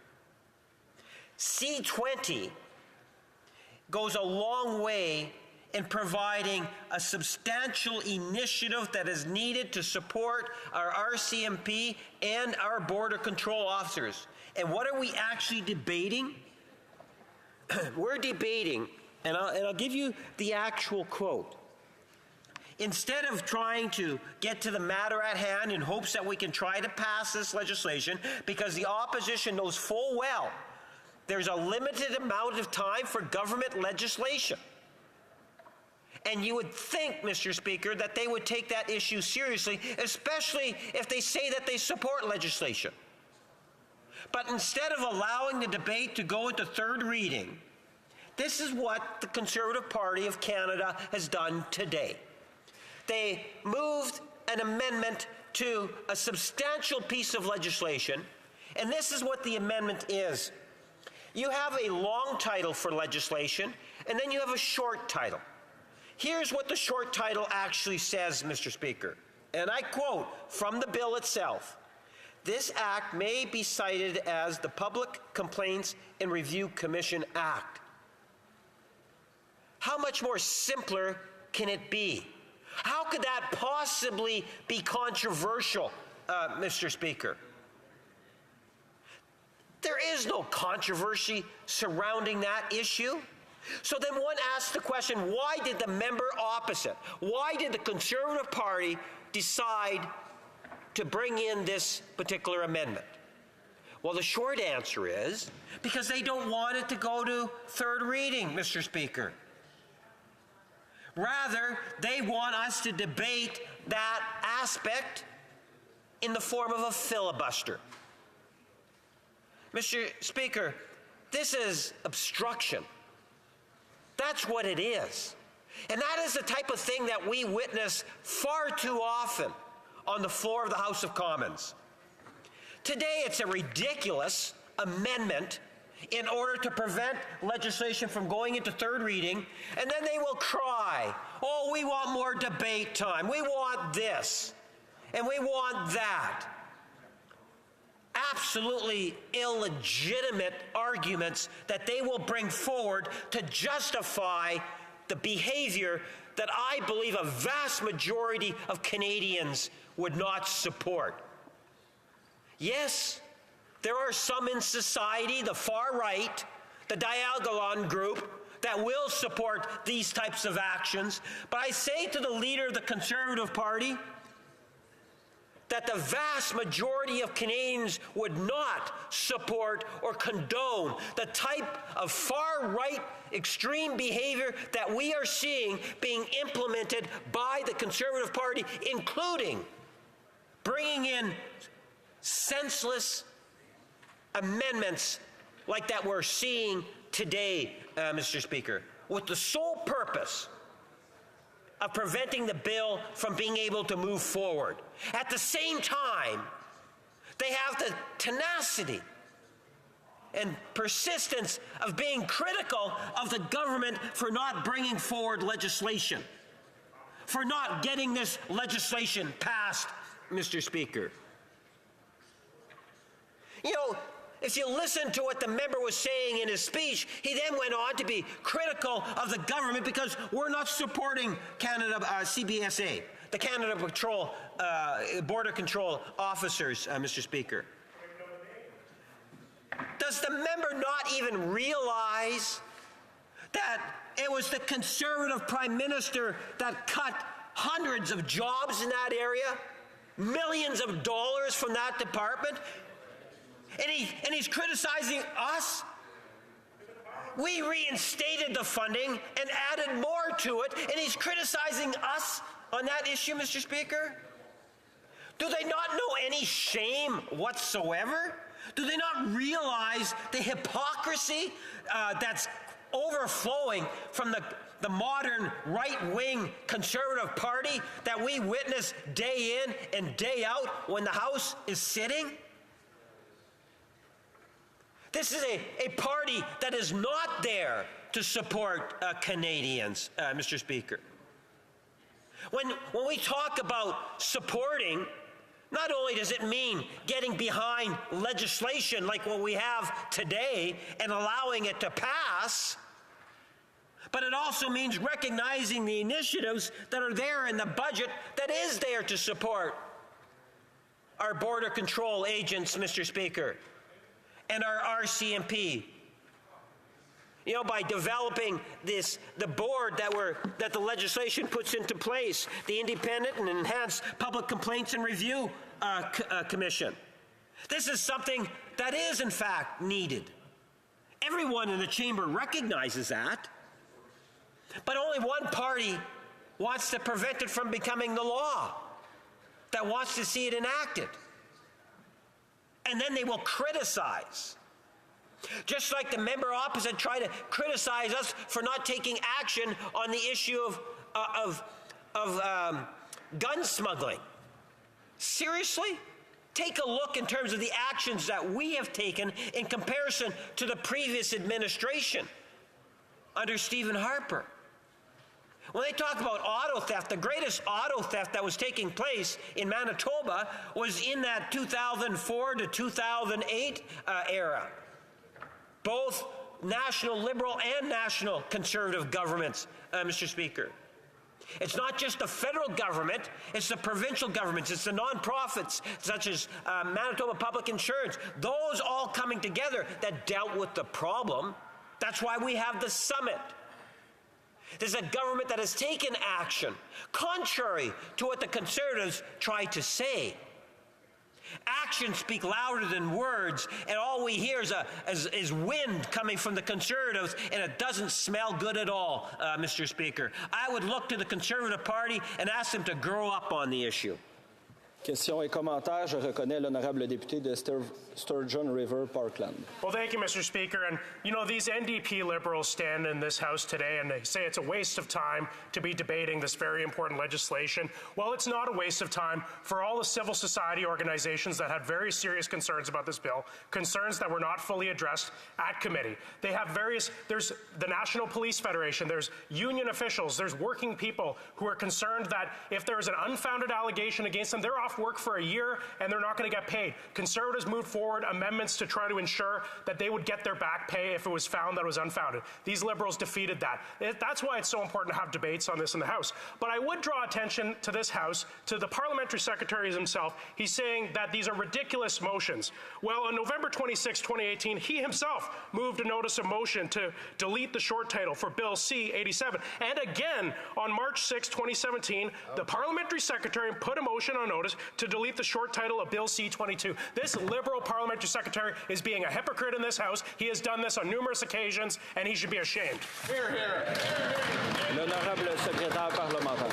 Mr. Speaker, you know, there is no hypocrisy if the member would allow me the time to be able to expand on the things that he just finished saying. Mr. Speaker, what we're talking about is substantial legislation in which there is support coming from all sides of this House, and how the Conservatives are using this as a tactic in order to filibuster. You know, and then what makes it even worse, listen to his response to my comments. He's saying, well, it's all the people outside the chamber that don't want us to pass this legislation. They're the ones that are causing us, they're the ones making us do it, Mr. Speaker. Let me tell the member opposite. At the end of the day, the Conservative Party needs to grow up, take responsibility, recognize that they too were given a mandate, and that mandate was to work with government, not just oppose for the sake of opposing and filibuster everything that's there. They have a responsibility. They're not living up to it. Questions et commentaires. L'honorable député de Nepean. Thank you, Mr. Speaker. Mr. Speaker, in a civilized society, the security of the community is not just through the implementation of the laws, but by the trust of the public in the law enforcement agencies. The trust the public has got on the law enforcement agencies will provide stability and effectiveness in any society. I would like to ask the honourable member his comments on that particular thing. L'honorable secrétaire parlementaire. You know, by establishing a public complaints and review commission, it reinforces and strengthens public confidence in the system. And that is what makes the essence of this legislation as powerful as it is, as a potentially effective tool that will assist in keeping that confidence in two institutions, both our RCMP and our Border Control officers, who do phenomenal work, and that is recognized not only here domestically, but internationally. And that's one of the reasons why I believe the legislation has the support that it has from all political parties inside this House, Mr. Speaker. It's unfortunate that one leader, the leader of the Conservative Party, has taken the decision to advocate more so on policy positions of the extreme right, which is causing issues here in the House of Commons. On a le temps pour une brève question, l'honorable député. A brief question. The honourable member for Rosemont-la-Petite-Patrie. Thank you, Mr. Speaker. I'd like to thank my colleague. I'd like to hear from him about why his party voted against the NDP amendment asking for a set processing period for complaints having to do with systemic racism. If there isn't a set time frame, then the organization can drag its feet and not provide an answer. Many civil liberties organizations have asked for this. Why did the Liberals refuse? Yes, thank you, Mr. Speaker. As I'm sure you can appreciate, I wasn't necessarily at the committee, nor did I hear the explanations that would have ultimately been provided. I think that the member would be best advised to sit down with the departmental officials or possibly have that discussion with the minister. What I do appreciate is the fact that, the members of the Bloc, the New Democrats, have recognized the importance of the establishment of the Commission. That is the most important thing. And not only do they recognize it, that they would like to ultimately see it passed, Mr. Speaker. I see that as a positive thing. Unfortunately, based on what we're witnessing today, it would appear as if time allocation might be required in order for this to see the light of day, because the Conservatives are determined to prevent it from passing, even though they say they support it. Reprise du débat, l'honorable député de Battle River, Crawford. Thank you very much, Mr. Speaker. Thank you, and it is always an honor to be able to stand and debate the issues that are so important to Canadians. And but, Mr. Speaker, if I could, I'd like to cast some light on some of the rabid disinformation and misinformation that is being propagated, certainly by that parliamentary secretary across the way and the House leader from the New Democratic Party. In fact, that member will be very, very interested to hear that it's a relatively common practice to bring about amendments at report stage, and in fact it's that member himself that did so in, we have an example from 2016, and I have it in front of me, where he moved a motion that would delete Clause 1, which is the short title, and his explanation of doing so was not that he was trying to delay and stop legislation, but rather that there were important issues that needed to be discussed. And in fact, there's a number of examples where that member, that parliamentary secretary, was quick to move amendments that were in substance not necessarily substantive, but to ensure that certain issues could be discussed about, because it is some of those issues that are so important in the context of the discussions that we do have in this place. And then to remind the NDP in this place, and specifically the House Leader of the NDP, that while they are maybe the worst negotiators in the history of coalition agreements, that they have accomplished virtually nothing while propping up a government that continues to do things that they complain about on a daily basis. I'll put that issue aside. But they have actually moved a number of amendments, and in fact, I have an example here from in 2018, NDP member from Victoria, seconded by a member of the Bloc Québécois, moved a motion that would have deleted a short title as well. So, Mr. Speaker, the indignation shown by other members of this place, I think, speaks to how they are so quick to dismiss the very, very valid concerns that can be brought forward, including, in this case, by members of Canada's law enforcement. And I would suggest that what drives the attitude to which they are bringing the debate into the House today is not one of wanting to pass this bill, because, Mr. Speaker, here's the facts. This bill has twice died on the order paper. And it is that government, it is the government that controls the legislative agenda. Yet this bill has twice died on the order paper, and yet they say somehow it is a priority when we are now in the third year of this Parliament, and yet here it is today. So they may want to not talk about it. They may not put a priority on it. But excuse me, Mr. Speaker, if I, along with my Conservative colleagues, when we have the opportunity to discuss important issues on a bill that we will be supporting, we will take the opportunity to do our job. Because, Mr. Speaker, that is why Canadians sent us here. So it is, I think, indicative of how truly dysfunctional those two parties are when we hear the absolutely absurd rhetoric that is being propagated by senior members of those parties. Now, Mr. Speaker, specifically when it comes to the substance of the bill that we are debating today, there is, many Canadians may not understand the specifics around what we're talking about. But I think that most Canadians would agree, and certainly those that I chat with when it comes to some of the issues that are facing Parliament. But then there are those that face challenges, those that have a complaint. When there are concerns that are brought forward, and specifically when it comes to policing and in particular the RCMP, there has to be a process in place to ensure that integrity, that complaints can be talked about, investigated, evaluated with integrity.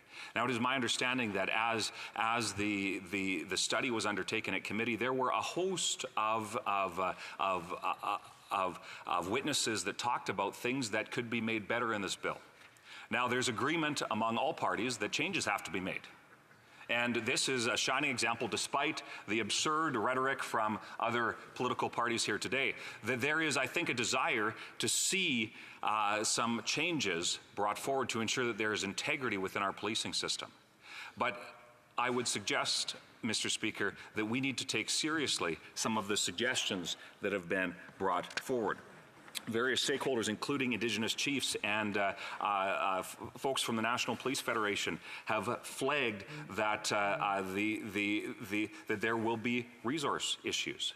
There are some suggestions that if we do not have a truly independent process, there will be some hesitation amongst whether that is those who come from civilian complaints or those within the RCMP, to make sure that there is that true and needed independence. Because if it is within the command structure, Mr. Speaker, you can see how I'm sure that there would be some hesitation about how, if a complaint was brought forward, that might be treated. And Mr. Speaker, I would, again, it's indicative, I think, that the other two parties in this place are concerned that we're talking about this, yet they say it's a priority. And here we have, I think, an example of that is that it is deep within their ranks. There is this anti-police, anti-law enforcement ideology that is permeating. And it's this defund the police type movement that they may not stand publicly, and a few of them have, and we've heard those things, and Conservatives have been quick to call out the absurdity of that. But it is concerning that they are so, they say in this place that it's important, yet they are unwilling to actually take action. And I would suggest that that's driving what they're, as they talk in a way that shows such indignation that we would dare talk about this, have additional debate.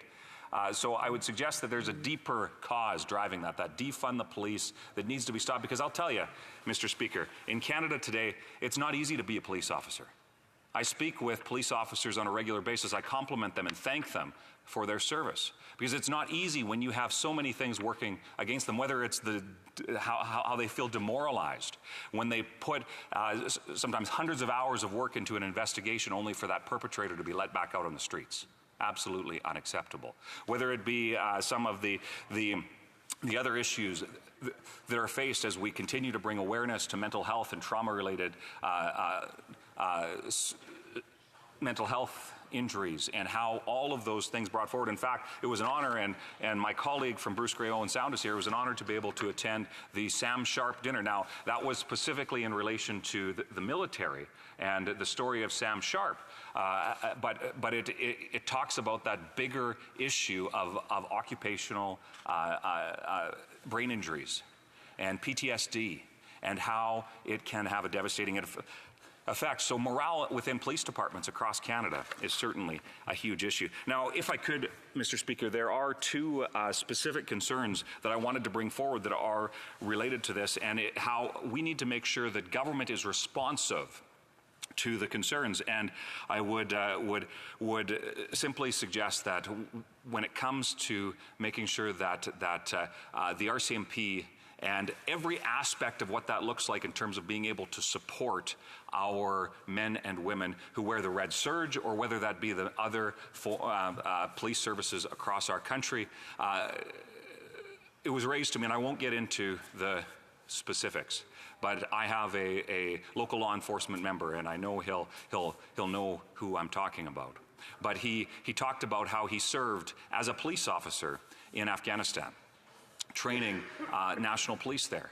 And he highlighted to me recently how, even though he suffered occupational stress injuries as a result of that service, and was there partnered with the RCMP, because he wasn't a current serving member of the RCMP at that time, Mr. Speaker, he is not qualified to receive the supports that RCMP members would receive, and therefore he has had to bear the brunt, and has been successful and is a community leader today, but has had to bear the brunt of being able to make sure that he fights for those supports himself. And as he shared his story with me, of which I greatly appreciated, hearing how he was fighting. And I know my time is running very, very short, Mr. Speaker, but I would simply say as well, there's so much work that needs to be done, whether it's support for our police services, municipal, all the way up to the RCMP, whether it's law and justice reform, whether it be support for our veterans and our military.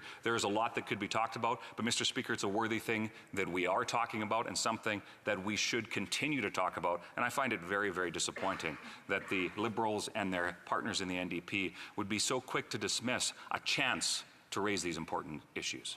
Thank you. Questions and comments? Question commentaire. The Honourable Parliamentary Secretary to the Government House Leader. Yes, thank you, Mr. Speaker. Interesting words. I can tell you, and I've been a parliamentarian for over 30 years now.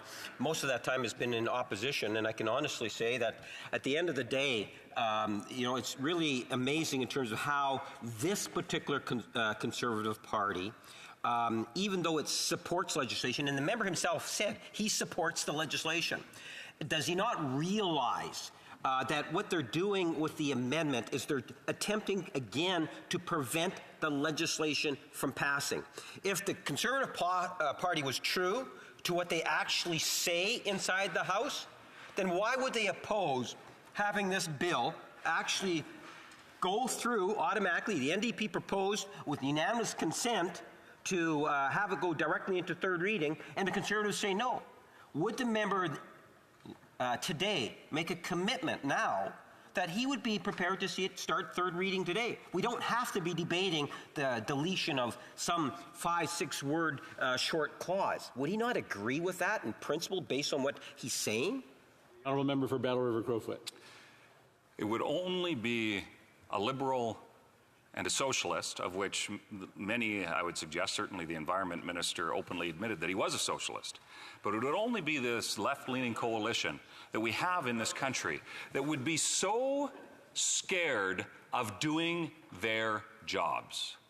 Terrified of it. Absolutely terrified of talking about the issues that matter to Canadians. But I would ask that particular member why in December 5th of 2016, That member, I can't say his name, but the member for Winnipeg North, seconded by Mr. Graham, who is no longer a member of this place, be amended by deleting Clause 1. So, Mr. Speaker, they're accusing Conservatives of doing things that member himself has done on multiple occasions. That's nothing more than politicking, because they are hiding a defund the police, anti-police agenda within the ranks of their party. It is shameful, and they should be absolutely disgraced because of that terrible precedent that they're setting.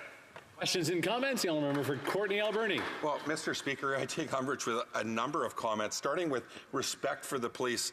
At Health Committee, we had police testify on the toxic drug crisis, and as soon as the Conservatives didn't get the answers that they didn't like, what did they do? They tried to test the credibility of the RCMP and undermine them. This is totally unacceptable. These are people that protect us day in, day out. He also cited that the NDP's got nothing done out of our deal. I'm going to name a few things. A national dental care plan, a farmer care plan so people can get insulin that have diabetes, a school lunch food program, a youth mental health fund, anti-scab legislation, a doubling of the GST tax to help people deal with inflation, a doubling of the firefighter tax credit and search and rescue tax credit, a renter protection fund, red dress alert, more money for childcare and housing. I can go on and on, Mr. Speaker, but maybe he can name just one opposition party outside of Tommy Douglas bringing in universal health care that has got more done for people, or maybe he can even name one thing that the Conservatives have gotten done in the last 9 years. For Battle River Crowfoot.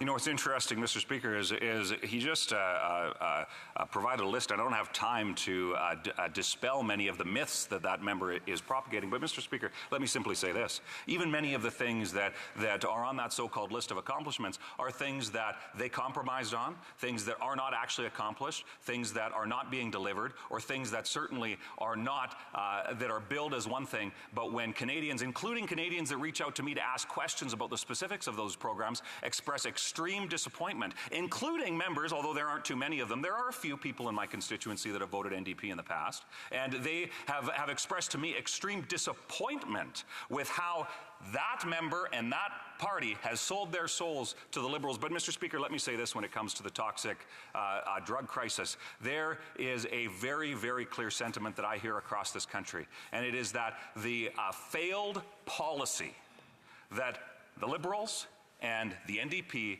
are pushing upon Canadians is not something that Canadians support. It needs to end. Free drugs, in many cases taxpayer-funded drugs. We need to get people who are suffering the challenges associated with addiction into the treatment that they need so that they can get better. Not simply, as the minister suggested the other day, that they should simply not die alone. Mr. Speaker, they shouldn't die at all. Let's get them into treatment. Let's give them hope, because that's the promise of what this country is, not the embarrassment that it has become under those NDP and Liberal government.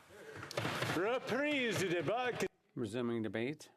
The honourable member for Louis Saint Laurent. Thank you, Mr. Speaker. I'm very pleased to take part in this debate on Bill C-20, which is basically a bill. The purpose of the bill, essentially, is to increase public confidence in the police and to hold them accountable, hold those responsible for our safety and security accountable. So this bill, which deals with public complaints about the RCMP and CBSA, this will make their work much more effective in the RCMP and at CBSA. Today, in 2024, the challenges are very different from 30, 40 years ago.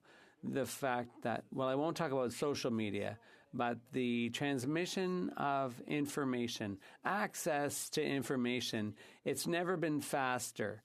It's now possible with AI and other technological tools, like, for example, smartphones. Because of these tools, national security challenges are very different. They're completely different, and we have to adapt. And that's why this bill, as I said before, the purpose of the bill is to increase trust, public trust and confidence in the RCMP and CBSA, and also to ensure that their job is done properly so that there are concrete solutions brought to the problems police face today. We also have to understand, Mr. Speaker, that information is key to security when you're talking about crime, the kind of crime the RCMP has to deal with, especially when there are foreign powers interfering in our country and, in fact, even infiltrating our country. Canada has the longest undefended or unmilitarized border in the world. So the Americans share that border with us. So we're not the only country. I guess I should include the U.S. in that. We share the longest unmilitarized border in the world. So the border between Canada and the U.S., the southern border, but there's also a border between Alaska and northern Canada, northwestern Canada. So the challenges, the border challenges are huge, and we should be very happy to know that security at our border is among the best in the world, but there are still some challenges, including that of illegal firearms. And given those realities, the Border Services Agency has to deal with completely new challenges, and that's why we need to review some of the ways the CBSA and RCMP do their work. And that's what the purpose of this bill is, to improve on the current situation. It's not perfect, but on the whole, we think it's a step in the right direction. Among other things, it would improve communication between various police partners, whether it's CBSA or the RCMP. And the bill would also make the flow of information much more fluid. And we also need to ensure public confidence in our police authorities. So if unfortunately there was an incident and someone found themselves in a situation where they felt they were mistreated or abused in dealing with a problem by the RCMP and so on, we need to make sure that those situations don't fall through the cracks. So we need to tighten up public access to a complaints mechanism, and the investigation into those complaints has to be done properly. And that's where we have some concerns, because there are police forces who have reported that there have been cases where an individual Canadian was not behaving appropriately, and it was dealt with, but there was a complaint, but the complaint might have been somewhat frivolous, and there's a risk of doing damage to a police officer's career for a long time while the complaint is being investigated. So we did want changes made to the bill, which unfortunately didn't happen. This bill would also provide greater flexibility for new challenges, as I said before. So take, for example, car thefts. In recent years, there's been a spike in car thefts, an incredible spike, and we need to attack that problem directly and come up with concrete, effective solutions. And that has been done, and the police have been very receptive to what we've done. And our leader, the member for Carleton, made an announcement in Ontario and the next day in Quebec. The first announcement had to do with how we should grapple with this problem. And we recommend a much more punitive approach to those committing those crimes. We really shouldn't be allowing people to serve time at home on the weekends under house arrest. So people who had convictions were able to still stay at home and serve their sentences in the community. No, there needs to be hard jail time for car thieves. So that was the first approach, which was to focus on the criminals and give them stiffer sentences. And then the second part of our response had to do with CBSA and port authorities, and that's why our leader made an announcement in the Port of Montreal, and it was very well received by the police. They said this is the very first thing we should be doing. So, because the port authorities are often the first to discover stolen vehicles in containers in our ports. So, by giving them the power to use scanners in order to see through containers, to see what's in those containers. And so we also recommended hiring more people to use those new scanners to get this job done. So our proposal, as expressed by the leader of the opposition, the member for Carleton, our suggestion was make the penalties tougher, stiffen up the sentences, and also equip the border services and port people with more people and more resources. So these are concrete actions we're talking about, not just talk. And just a few days later, the National Assembly in Quebec City passed a unanimous motion along the exact same lines as the Conservative approach, i.e. stiffer sentences and proper resourcing. So car theft is an important issue. And there's also the issue of illegal weapons. We know there's been a mind-boggling increase in illegal weapons flooding into this country. And when it comes to this Liberal government's approach to illegal weapons, they took a totally dogmatic approach, a totally bureaucratic approach.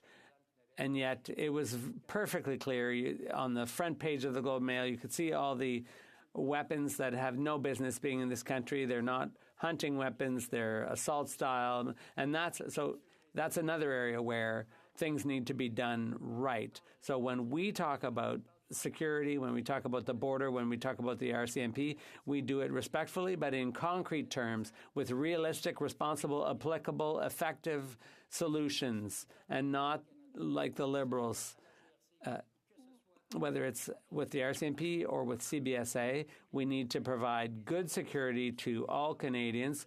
We thank those police services for their work, which unfortunately all too often requires them to put their lives in danger to protect us, to protect the security of this country. So we're in favor of this bill, that's why, but we want to adjust it. We like to make a few changes, but in general, it's a step in the right direction. Thank you. Questions and comments?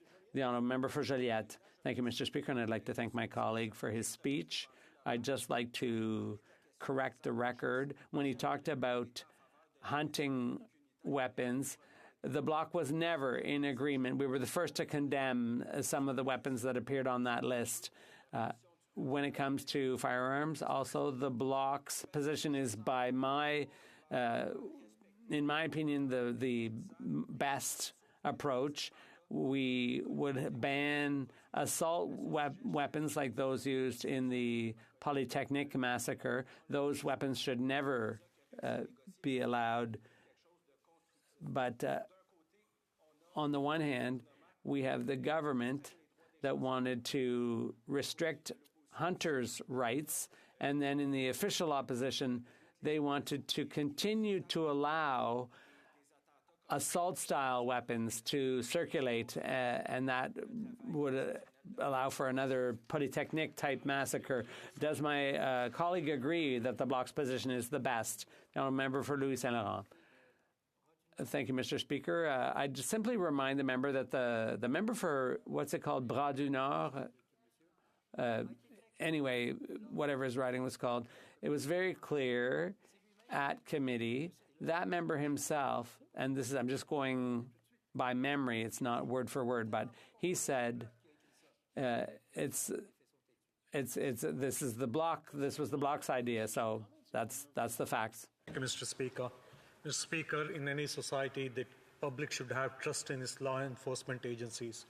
Only then, we can't maintain security in any community with just the implementation of the laws, but with the very clear involvement of the community, and the community should have trust in the law enforcement agencies. I would like to ask the member whether he agrees that this bill will, through the establishment of this commission, will work towards increasing transparency and helping build Canadians' trust our law enforcement agencies.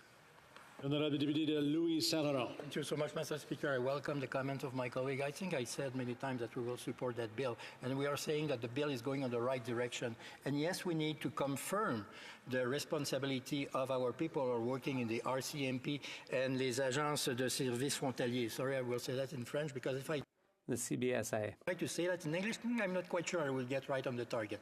The issue, Mr. Speaker, is we have to modernize our rules, obviously, because in 2024 and the years ahead, the issue, the challenges are far different than what we had 30, 40 years ago because of intelligence, artificial intelligence, and also social media, and also the transfer of information. And we are saying that this bill is going in the right direction, not as good as we expected, but at least it's on the right direction. The Honourable Member for Rosemont-le-Petit-Patrie. Thank you, Mr. Speaker. I'd like to thank my colleague for his speech and his recent statement that the facts are stubborn. Despite the fact that the Conservatives say this bill is important, but what we're seeing them do is delay and filibuster.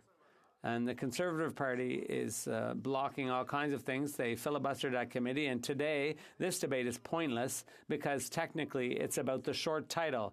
So the Conservatives are making us waste time debating whether we should keep the short title or not, while at the same time the Conservatives say this bill is important. So I don't understand. It's a self-contradiction. The Honourable Member. Mr. Speaker, I think it's unfortunate to hear a colleague who's been here for 13 years and 2 days now, if I'm not mistaken, 22 days, rather, 13 years.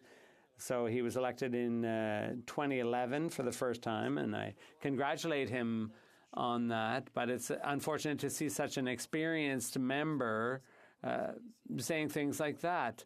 That's why we're here, Mr. Speaker. We raise issues, we debate issues. That's entirely appropriate. And when it comes to debating a short title, I would remind him that we're not the first ones to do this kind of thing. Questions and comments?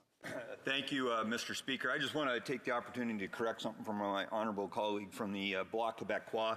He did use the word military-style assault rifles to referring to legislation. There is nothing in the legislation that refers to that, so every time I hear that, it does bother me when we hear misleading comments that confuse Canadians. But my question to my honourable colleague is specifically about this bill and why it's taken so long for any legislation from this government when it comes to accountability. This was actually passed at committee last November. Here we are 6 months later. And to give another example, I sit on the NSICOP committee. Well, that act was mandated to start review a year and a half ago, and the government has yet to bring legislation forward to do that necessary review. Could the member just elaborate on the importance of actually dealing with accountability legislation and the lack thereof by this government? Mr. Speaker, the last time the bill was debated was in November. So for 6 months, this bill should have been debated. And in those 6 months, these people saw their way clear not to debate it. If they think it's so urgent, why did they wait 6 months before bringing it back up? Continuing debate to the Honourable Member for Bruce Grey, Owen Sound.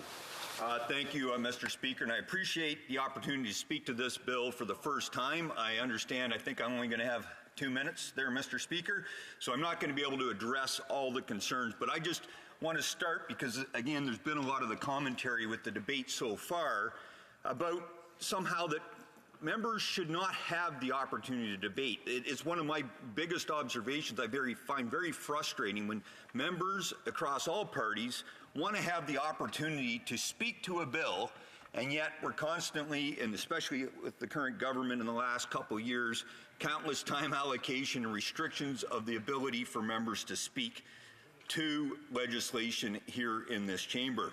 So really, what is this bill all about, Mr. Speaker? It really renames an existing body that already exists with the RCMP. It obviously expands upon that, but most importantly, it does expand to cover the Canadian Border Service Agency too. And this is very important because currently the CBSA is the only public safety agency in Canada without that independent oversight body for public complaints. And establishing this independent review body will foster and enhance public trust and confidence in Canada's law enforcement and border services institutions, something that I think all parties desperately agree to, that it's very important. And as I just mentioned in my previous comment, Mr. Speaker, it's disappointing that this bill has languished for the last 6 months and it hasn't been a priority for this government. I'm going to address a number of concerns, recognizing I only have a few seconds left. But the concerns I want to highlight is the lack of consultation around this bill, specifically some other issues around potentially how the actual members of the Commission will get appointed, and the lack of independence in the process. I will get to that when this bill becomes a priority for the government once again, Mr. Speaker. Comme il est 13h30, la Chambre... It being 1:30, the House will now proceed to private members' business, according to today's order paper. Liste affaires émanant des députés, reprise du débat en deuxième lecture. Resuming debate at second reading of C-375, an act to amend the Impact Assessment Act, federal-provincial agreement, standing in the name of Mr. Deltel. We will begin with the Honourable Member for Nepean. It's my pleasure to rise today to speak to Private Members Bill C-375 regarding federal-provincial agreements in the Impact Assessment Act. We appreciate the member of Louis Saint-Laurent's interest in the Impact Assessment Act, which plays an important role in sustainable development and economic prosperity in Canada. Colleagues, we need an efficient and effective review process for clean energy, critical minerals, transportation, and other major projects to keep our economy competitive while creating good, well-paying jobs. We recognize the important role that our natural resource and clean energy sectors play in ensuring the prosperity of our country while meeting our emissions reduction targets. These targets include reducing emissions to 40% below 2005 levels by 2030, a net zero electricity grid by 2035, and overall net zero emissions by 2050. An efficient and robust regulatory system is essential to advancing the projects that will help achieve the net zero targets, and the Impact Assessment Act is an important part of this system to ensure that a clean environment and a strong economy go hand in hand. While the Supreme Court of Canada provided directions on specific changes needed to the Impact Assessment Act, changes that we recently tabled as the part of the Budget Implementation Bill, the Court also confirmed the role of the Parliament of Canada to enact impact assessment legislation to minimize the risk that some major projects pose to the environment. The Court recognized the clear federal role and the clear need for federal impact assessment legislation. In its decision on the Impact Assessment Act, the Court underscored the need to exercise cooperative federalism, respecting the authority of each jurisdiction. The Government of Canada is keen to work cooperatively with every jurisdiction under the Impact Assessment Act. Bill C-375 has been introduced under the wheel of provincial cooperation. However, it would result in the provincial assessment process being the only process for projects subject to an agreement.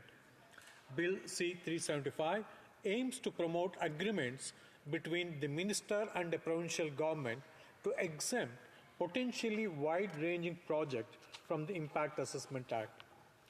The Impact Assessment Act already focuses on only those major projects that are most likely to have the potential for significant adverse effects in areas of federal jurisdiction.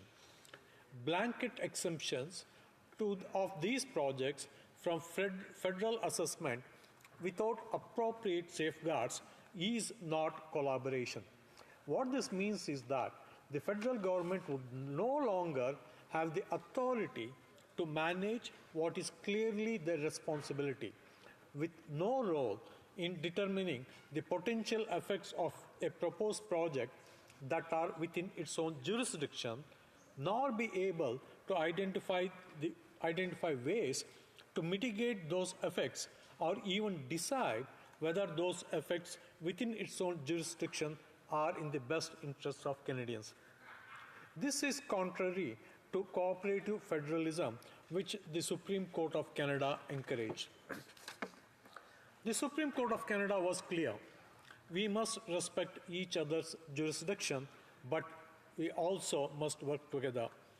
By working together in coordinating regulatory processes, we achieve our collective goal of attracting investment and projects that advance a low-carbon economy while protecting the environment and Indigenous rights. Cooperation and coordination are central objective of the Impact Assessment Act to ensure that impact assessments are done as efficiently as possible. The Impact Assessment Act already requires that the Impact Assessment Agency of Canada offer to consult with other jurisdictions on project assessments, both upfront during initial planning and throughout an impact assessment.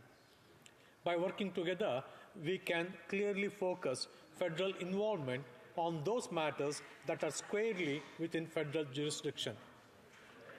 This provides process certainty and reduces duplication during project reviews. The Impact Assessment Act includes tools that allow for coordinated assessments, delegation of aspects of the federal impact assessment to another jurisdiction, joint review panels, and substitution, which allows for a provincial process to replace the federal process.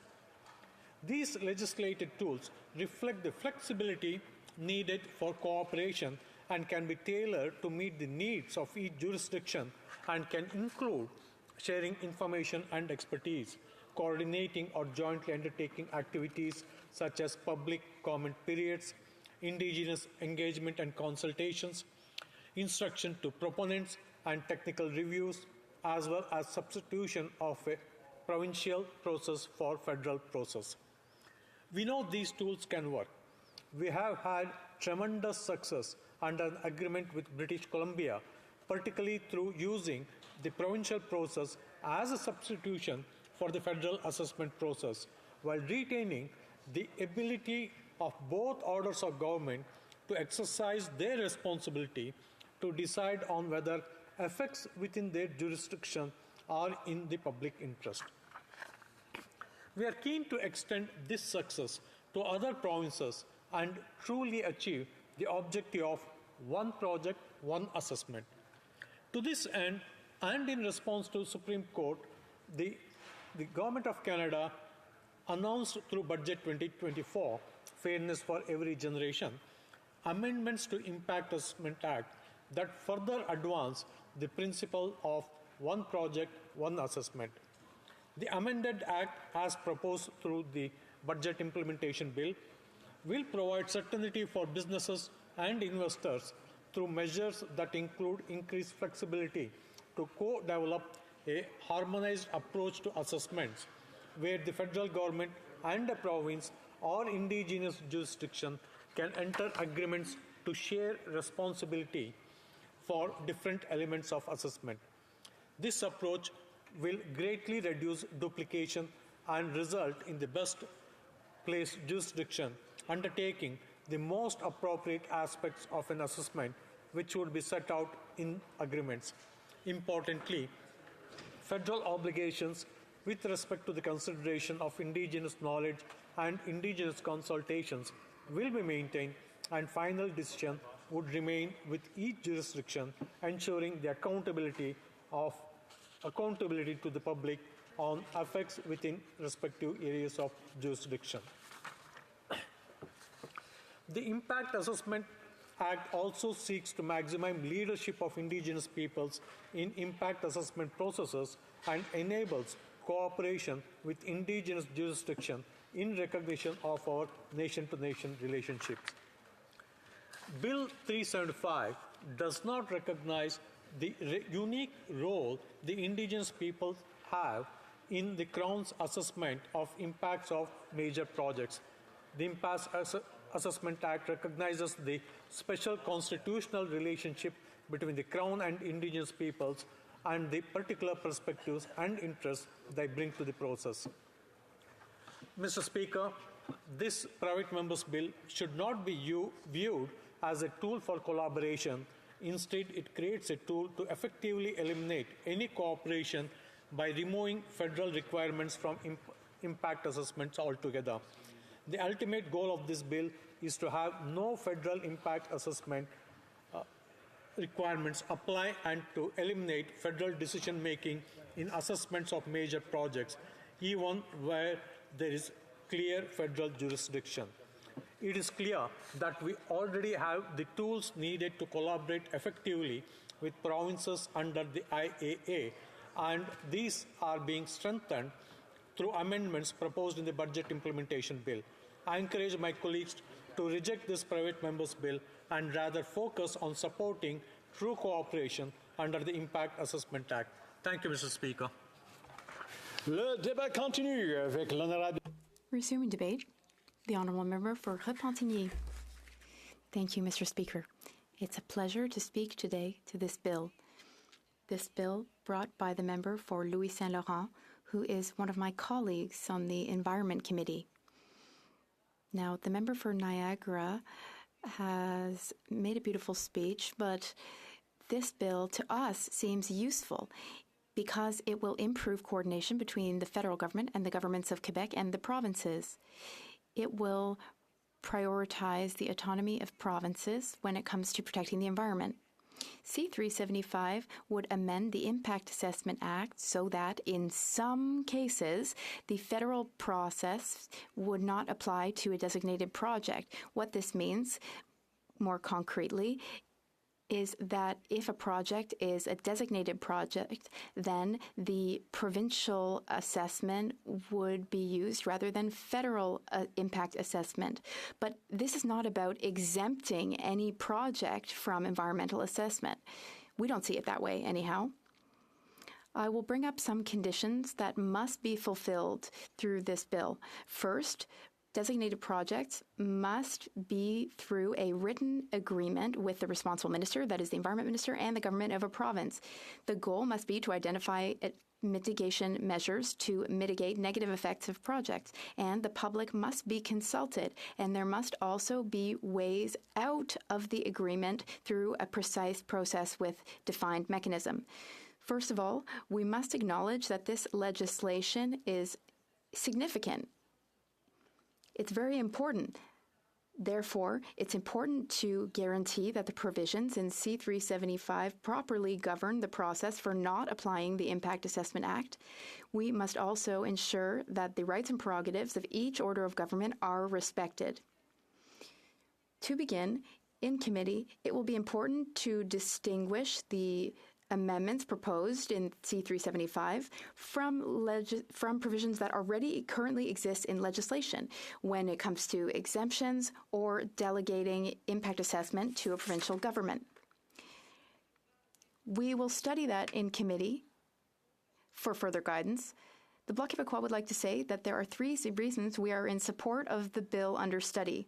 First, we have been fighting so that all projects, including those under federal jurisdiction, follow Quebec's laws and bylaws of Quebec's municipalities.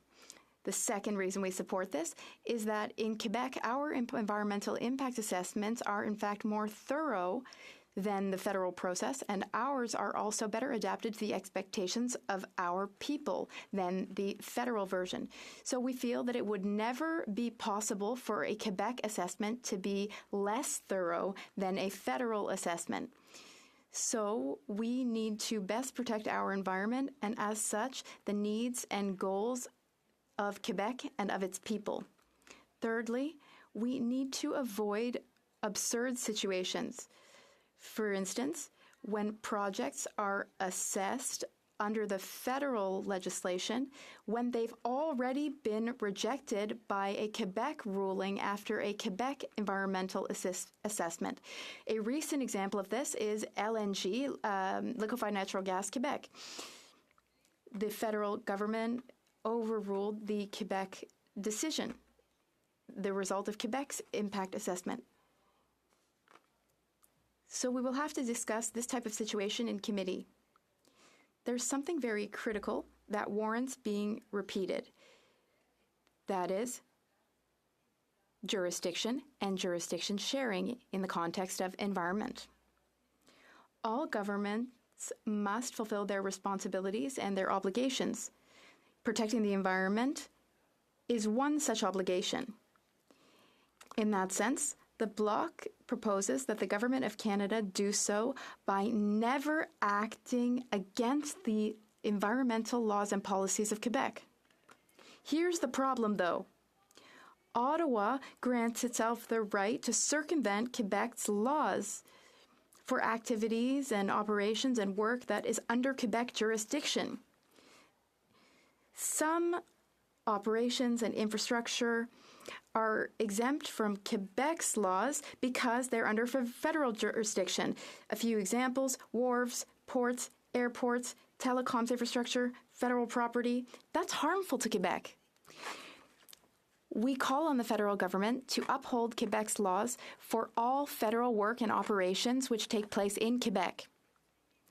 Moreover, we defend the unanimous will of the National Assembly of Quebec. They called for Quebec's environmental sovereignty. Over 2 years ago, on April 13th, 2022, parliamentarians of all parties represented at the National Assembly unanimously adopted a motion confirming the primacy or priority of Quebec's jurisdiction when it comes to the environment, and expressing unanimous opposition to all federal action when it comes to the environment in Quebec. We refer to that as Quebec's environmental sovereignty. In 2018, I presented a bill to that effect in the House of Commons. The Conservatives and the Liberals voted against it. I hope that now, at least the official opposition will be in supporting our amendments. I'd like to talk to you about the Port of Quebec. The Port of Quebec causes dust in the Limoilou neighborhood. We used to call it red dust. It was all over the Limoilou neighborhood. You wouldn't have wanted to breathe that in, Mr. Speaker, and I wouldn't either. Quebec's environmental inspectors visited the port, and you know what they were told? Oh no, everything's fine here, and in fact you have no business here because this is federally regulated, this port. That's not the type of situation that we want to find ourselves in. Only the Bloc Québécois solution would ensure that our Environmental Protection Act and our land use planning legislation applies in Quebec. Now, the federal government loves to brag about its environmental action, but at the end of the day, it's important to acknowledge that regulation and legislation are the best tools to protect the environment, and those tools must be used and respected. But too often, Ottawa says one thing and does another. Would you like all the examples? Well, I won't have time to cite all the examples. We can't aim for perfection. That's unreasonable. But one thing is very undeniable. We're not going to take any lessons from Canada when it comes to environmental protection. Quebec's environmental protection legislation goes well beyond Canada's. It is much more thorough. Our environmental quality law has been in effect since March 2018, and it is our main legislation to protect the environment in Quebec.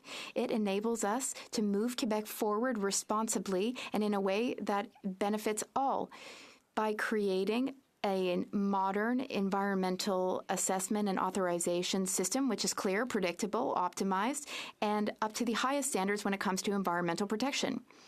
We have some more specific legislation as well. And through our legislation, we forbid degrading the quality of the environment through emitting pollutants or contaminants. We also give, through our legislation, we give Quebecers recourse if they are affected by environmental quality, recourses for protection, and we safeguard living species as well. Our legislation also created a system for access to information, as well as governing any project or activity that can have an impact on wetlands or water areas. So land use planning and protection of the environment are regulated by Quebec and its municipalities. And the same goes for other provinces in Canada. The Bloc Québécois does feel that this bill is quite narrow and that there are some missing provisions. That said, Mr. Speaker, we will support the bill through the process that it will follow, but because there is a lot of potential for this bill to help Ottawa respect Quebec and provinces and their provincial legislation. It would be so incredible if finally the state respected our jurisdiction, because Ottawa is constantly not following its own constitution and constantly seeking to meddle with provinces. Point of order. The Honourable Environment and Climate Change Minister. Thank you, Mr. Speaker. I feel that I wish to request that the next session adjourn at midnight. Agreement could not be reached under the provision of Standing Order 78.1 or 78.2 with respect to the second reading stage of Bill C-64, an act respecting pharmacare. Under the provision of Standing Order 78.3, I give notice that a Minister of the Crown will propose at the next sitting a motion to allow a specific number of days or hours for the consideration and disposal of proceedings at the said stage. Thank you, Mr. Speaker. Pursuant to order made on Wednesday, February 28, 2024, the Minister's request to extend the sitting is deemed adopted. Reprise du débat, l'honorable... Resuming debate, the Honourable Member for Rosemont-la-Petite-Patrie. Thank you very much, Mr. Speaker. I'm happy to rise to speak to this bill.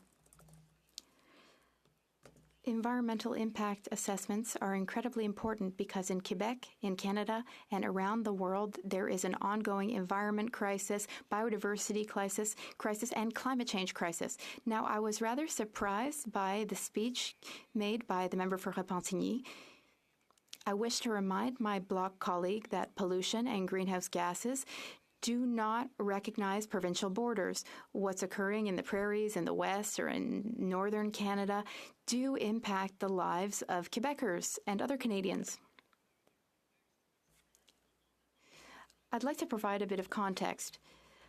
A very important report was published this week by the Department of Environment and Climate Change, saying that GHG emissions had increased by 10 megatons between 2021 and now. And the Environment Minister seems thrilled by this report. He seems very happy about these published results, which is shocking because he says, well, things are not as bad as 2019. Because, in fact, in 2020, something occurred which had an impact on our GHG emissions. The pandemic, that is. The minister's statistics are based on the pandemic. But without the pandemic, there wouldn't have been GHG reductions. Also, from 2005 to 2022, Canada's global emissions decreased by a measly 7%, and that was largely because of the pandemic, which shut down economic development, transportation, trade. So the economy was put on pause. That's what led to a significant reduction in GHG emissions. Currently, the goal that the Liberals have agreed to is a 45% decline in emissions by 2030. We have only accomplished 7% of that. We have 5.5 years to decrease our emissions by 38%, Mr. Speaker. We only accomplished 7% in decrease, and largely because of the pandemic, and the government expects us to believe that they can accomplish the rest of the goal by 2030? Or maybe we'll have another pandemic and that will help. Who knows? The Liberals are hot and cold. They seem unable to seriously tackle big oil and heavy emitters, heavy polluters, who are largely responsible for most of our emissions through their major projects. For example, Trans Mountain. The government bought Trans Mountain with $34 billion of taxpayer money. The Globe and Mail revealed that the government wanted to tax record profits of big oil and gas, but at the very last minute, pressured by lobbyists, they backtracked and they did not put it in the budget, but they were going to, according to the Globe and Mail and their journalists. This shows how powerful big oil lobbyists are when it comes to influencing the Liberals and the Conservatives. Now, I'd like to speak to this bill in particular. The sector that emits the most emissions is the oil and gas sector. They are responsible for over 30% of emissions. They are the ones who are increasing their environmental negative impact more. They pollute the most, and they're polluting increasingly more and more. And the best way to put an end to this folly is to cap oil and gas sector emissions. The Liberals and the Environment Minister, the member for Laurier-Sainte-Marie, keep promising us that it's just around the corner, but here we are still waiting. Today, during question period, I really liked this, we found out that the Liberals are committed to publishing a draft. Wonderful! A draft.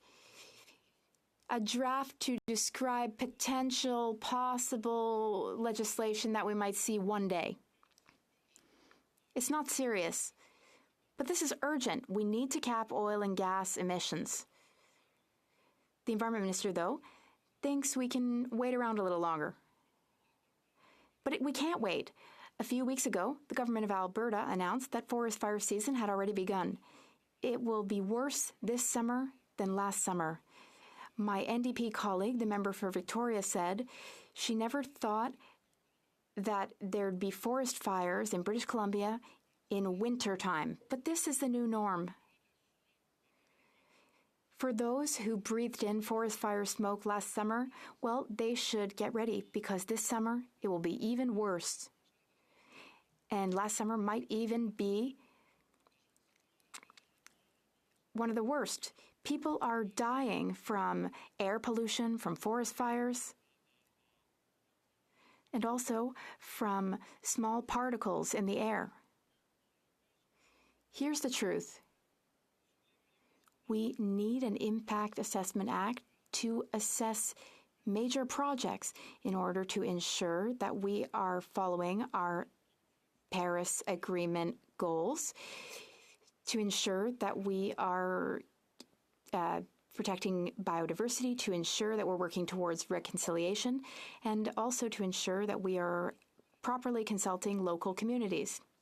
Now, I understand the member for Louis-Saint-Laurent who says that we need to avoid unnecessary duplication of processes. He says it's better to have one process than two. Well, I advise caution because sometimes the federal government has specific responsibilities.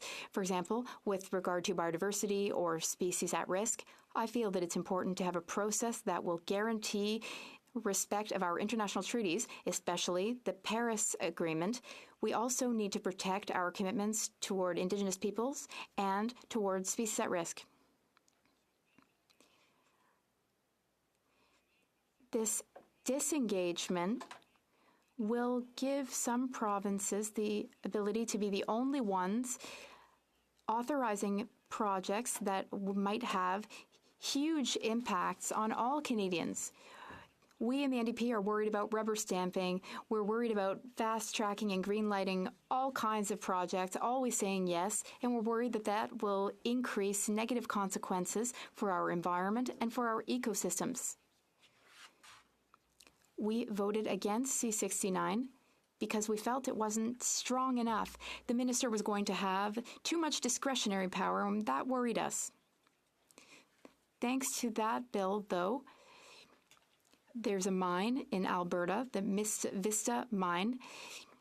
There were people fighting for it to be assessed, for there to be an environmental assessment. In the current situation, in the current climate and environmental crisis that we're experiencing, well, the NDP does not want to do away with a tool that can make a difference.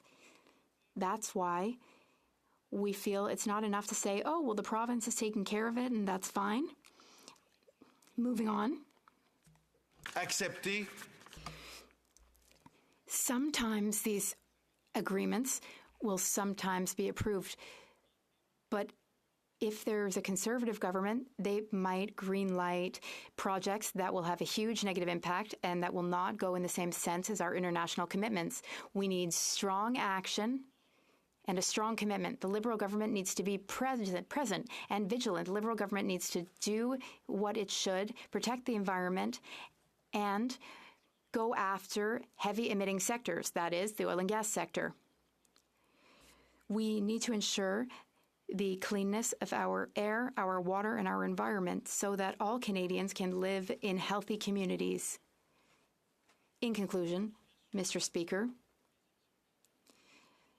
GHG emissions and pollutions, no borders, not provincial borders, not national borders. We need to be responsible and we need to protect our future and the future of our children. Thank you, Mr. Speaker. For Portage Lisgar. Thank you, Mr. Speaker. It gives me great pleasure to support my dear friend, the Conservative MP from Louis Saint Laurent.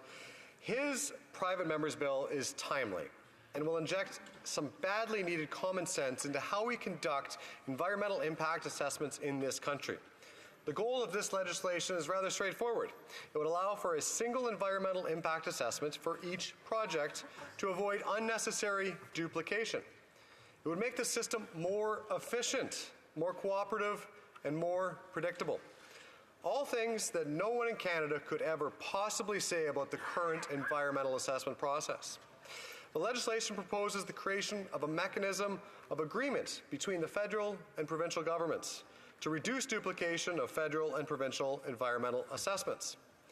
Now, it speaks volumes that a prairie boy from Manitoba and a distinguished parliamentarian from Quebec can see eye to eye on such an important issue facing our country. In our Conservative caucus, we work together on ways to bring our country together rather than tear us apart. We understand that a rising tide lifts all boats, and we don't go looking for fights with premiers or infringe on provincial jurisdiction. Now, under this Liberal government, of course, that has not always been the case. We have seen ministers and even the Prime Minister pit East versus West and rural versus urban. It shouldn't be this way. It's dangerous and it's short-sighted. No wonder why there is more division and anger than at any moment in my life in this country. No, I view this legislation as a first step in rebuilding that trust and respect amongst our regions and our provinces. It will provide a pathway for all levels of government to sit down and work together to actually get projects off the ground. And as the member for Louis Saint Laurent so eloquently said during his speech, the bill, quote, strives for collaboration, not confrontation. The Ottawa knows best approach is what is dividing our country. We only have to look at the Supreme Court's decision on Bill C-69, which found certain elements to be unconstitutional. It was a naked federal power grab that infringed on provincial jurisdiction. And while it was unfortunate that it took the Supreme Court to determine that this once and for all, it provides all of us a reminder that even the federal government can be humbled. Even the most powerful and sanctimonious are not exempt from the Constitution. There was once a time in this country where we got things built. The railway that forged the nation together and connected East and West. The St. Lawrence Seaway that opened the country to the Atlantic Ocean.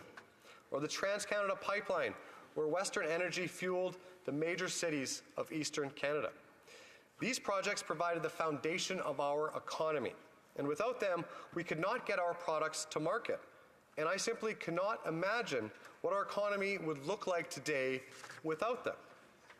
And they are still contributing, Mr. Speaker. They are still contributing wealth and prosperity to our country, creates countless jobs, and contributes the taxes that pays for our schools, our health care, and our highways. This brings us to the bill we have in front of us today. Canada is now a place where undertaking a project has become so risky, companies would rather take their money elsewhere, anywhere for that matter. And the proof is in the pudding, Mr. Speaker. The number of natural resource projects completed between 2015 and 2024 has declined by 36.4%. And according to the government's own numbers, in its annual inventory, it shows a steep decline in major projects that are under construction or planned in the next 10 years. In 2015, the inventory held $711 billion in major projects, but by 2023, that had dropped to just $572 billion. The reality is that over the years, governments have made it so incredibly complicated, layered with various departments and agencies, that navigating the environmental assessment process is simply too daunting for people and companies to want to do. Now, I would be remiss to not point out that various politicians, such as the current Minister of Environment and Climate Change, they view this regulatory nightmare as a success because it stops certain projects from ever getting off the ground in our country. But don't take my word for it, Mr. Speaker. In a previous lifetime as an environmental activist with a bit of a penchant for getting arrested every now and then, our Minister of Environment was quite proud of his efforts to derail the Energy East pipeline. The reality is that activists will never agree to certain projects, regardless of the process or conditions or even their purpose. There's no lithium mine that could be used to build electric batteries in this country that would be good enough for these activists. They'll move on from one argument to the next until something sticks. They believe if they can bog down the entire process, inevitably it will scare off the proponent of that project. It is disingenuous, as almost all of these activist organizations, many of them, if not most of them, foreign funded, have no intention of trying to make sure certain projects are built in the most environmentally conscious way. They want them stopped, no matter what and at all costs. And now, unfortunately, the fox is in the henhouse, running the Department of Environment and Climate Change Canada. No wonder why Canada can't get anything built anymore. The truth is that these activists will use every tool at their disposal, including hijacking the environmental assessment process to advance their own ideological goals. Now, that is their right. We do live in a democracy. People are entitled to their opinions, and they are entitled to speak out as they see fit. But what people aren't allowed to do, Mr. Speaker, is to violently attack pipeline workers, like what's happened in British Columbia. The fact that radicals armed with axes attacked their fellow citizens just because they were working on an approved pipeline speaks volumes to how radicalized some people have gotten in this country, and no thanks to the Prime Minister and to this current government. So how did we end up in a place where extremists threaten fellow Canadians, vandalize and destroy property, and defy court orders? How did we become a place where activists can just barge into a room and violently disrupt an energy board hearing? The reality is that even when governments think they are creating the conditions to get a social license, it will never appease these activists. They aren't interested in the facts. They don't care about the evidence. They just want to stop projects from being built in this country. I challenge any one of my fellow MPs to ponder this question. In the year 2024, could we have built the Canadian Pacific Railway through the Rocky Mountains? Really, think about it. Does anybody believe we could actually have built that railway in this current process? Could we have built the Trans-Canada Pipeline through the Canadian Shield if this project started in 2024? It's a frightening thought experiment, but it underscores how precarious our situation is currently. And whoever would have thought that the federal government would have spent billions of dollars to nationalize a pipeline just to get it built in this country? As we look to the future and to the incredible deposits and wealth of natural resources of critical minerals that our nation has been blessed with, will Canada seize the moment, or will it just be yet another wasted opportunity? Now, sadly, under this current Liberal government, they have not only failed to capitalize on that opportunity, but they have made it that much more difficult to get a mine up and running. In fact, under their watch, we have seen a decline of 36.4% of completed mines and a 55% drop in total value of proposed mining projects. At the time when these critical minerals are needed to build our electronics, our batteries, and our solar panels, do we have an impact assessment process that will get these mines operational? At a time that the Beijing regime has cornered the critical minerals market, which puts our manufacturers and our entire supply chains at risk, do we have an impact assessment process to free ourselves from the whims of a dictatorial country and become a reliable supplier to our allies in an increasingly volatile world. And at a time that our European allies are desperate to rid themselves of Russian energy, do we have an assessment process to build infrastructure to get our LNG to port? These are the questions that we need to be asking ourselves. Do we want to be a nation that upholds stringent environmental standards but also excels in actually getting things built? Or do we want to be a nation that stifles every opportunity at every turn while our adversaries and other nations around the world take advantage of their wealth of natural resources? I say, let's work with our provincial counterparts to make government efficiency the standard practice rather than the occasional experience. Let's respect the Constitution and provincial jurisdiction. Let's stop the adversarial legal and political battles preferred by the high-priced lobbyists and lawyers. And let's transform Canada into a place where the foremost talent in environmental sciences, engineering, biology, and scientific research actually work together rather than at odds. Let's get Canada working again, Mr. Speaker. Reprise du débat, continuing debate. Si je reconnais l'honorable député Louis Sarah, c'est pour. I'd like to invite the honourable member for his right to reply. Right of reply. Go ahead. I'd like to thank all of my colleagues who participated in this debate. It's quite moving when you see that you're bringing forward a bill to improve things in the country and you see everyone working on it. I feel very honoured. Now, the Liberal Party is against this, and that's too bad. We need cooperation here, not confrontation. And having a double impact assessment process will just make things slower. But we need to move things forward in this area. Now, when this bill was drafted, we felt that since it's at the federal level, it includes First Nations, and we had heard that it hadn't included First Nations. And so since that's the case, I will say that we're very happy to make sure that First Nations are treated equitably. And so it was my understanding that they were included, and if that's not the case, we'll be happy to correct things. I'd also like to thank my Bloc Québécois colleagues for their support. I'd like to thank my colleague for Avignon-Madame for her speech a few weeks ago, my colleague for Repentigny for her speech just now. And earlier, I forgot to mention a colleague I greatly esteem, the member for Rivière-du-Nord and committee, that he said about Amendment G4 that he had the impression that it was the Bloc that had written it. And it just shows that in some cases, even our best MPs can make mistakes, and that leads to the effects we know of. Now, the Bloc Québécois had concerns about jurisdiction and who would make the ultimate decision. So, Mr. Speaker, let's recall that an environmental assessment is scientific. Science rests on data. It's not political, but jurisdiction does apply.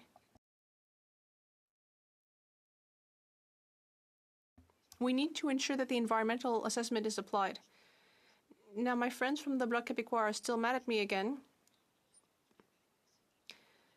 But the most polluting project in the history of Quebec, the McInnes cement plant, was authorized under the current leader of the Bloc Québécois, and there was not even any environmental assessment done. He decided to bypass the Environmental Assessment Agency of Quebec. That's the facts. Additionally, I'd like to thank my colleague for Rosemont La Petite Patrie for his speech, but the NDP unfortunately politicized science. Again, environmental assessments need to be scientific. It's not political. And when he says, I'm concerned that a conservative government will trample all over this and rush it, well, we know that this is not political. Quebec scientists would be as good under the current premier as any other. Alberta scientists will be just as competent under Ms. Notley as under Ms. Smith. Same thing for federal scientists. They'll be just as good under our future government, I hope, as they are now. The government, however, does decide if we move forward with the assessment or not, but everything that's under federal jurisdiction will be analyzed with the process that we've currently laid out. And I would like to remind us all of that, as our leaders said last September in Quebec, we want to give the green light to green energy and face climate change. We need to give a green light to green energy. If we really want to do something about climate change, we need to act effectively in a concrete, pragmatic, and not a dogmatic way. Yes, we need environmental impact assessments. Yes, we need science. Yes, we need to evaluate different situations. But we should just simply have one assessment per project. More than ever, the world needs our resources. Let's not delay green energy projects by having two impact assessment processes that may overlap and even contradict each other. We need cooperation. And this bill would lead to an approach based on collaboration instead of confrontation. Let's hope that it gets passed. Thank you. La question est la suivante. The question is as follows. Mr. Deltel, seconded by Mr. Soroka, moved that Bill C-375, an act to amend the Impact Assessment Act, federal provincial agreements, be now read a second time and referred to the Standing Committee on Environment and Sustainable Development. If a member participating in person wishes that the motion be carried or carried on division, or if a member of a recognized party participating in person wishes to request a recorded division, I would invite them to rise and indicate it to the chair. La présidence. I'll do it in English. If a member of a recognized party participating in person wishes to request a recorded division, and invite them to rise and indicate it to the chair. The Honourable Parliamentary Secretary, Government House Leader. I request a recorded vote, Mr. Speaker. Conformément. Pursuant to Standing Order 93, the division stands deferred until Wednesday, May 8th, at the expiry of the time provided for oral questions. 2:16, the House stands adjourned until Monday, 11 a.m., pursuant to Standing Order 24-1.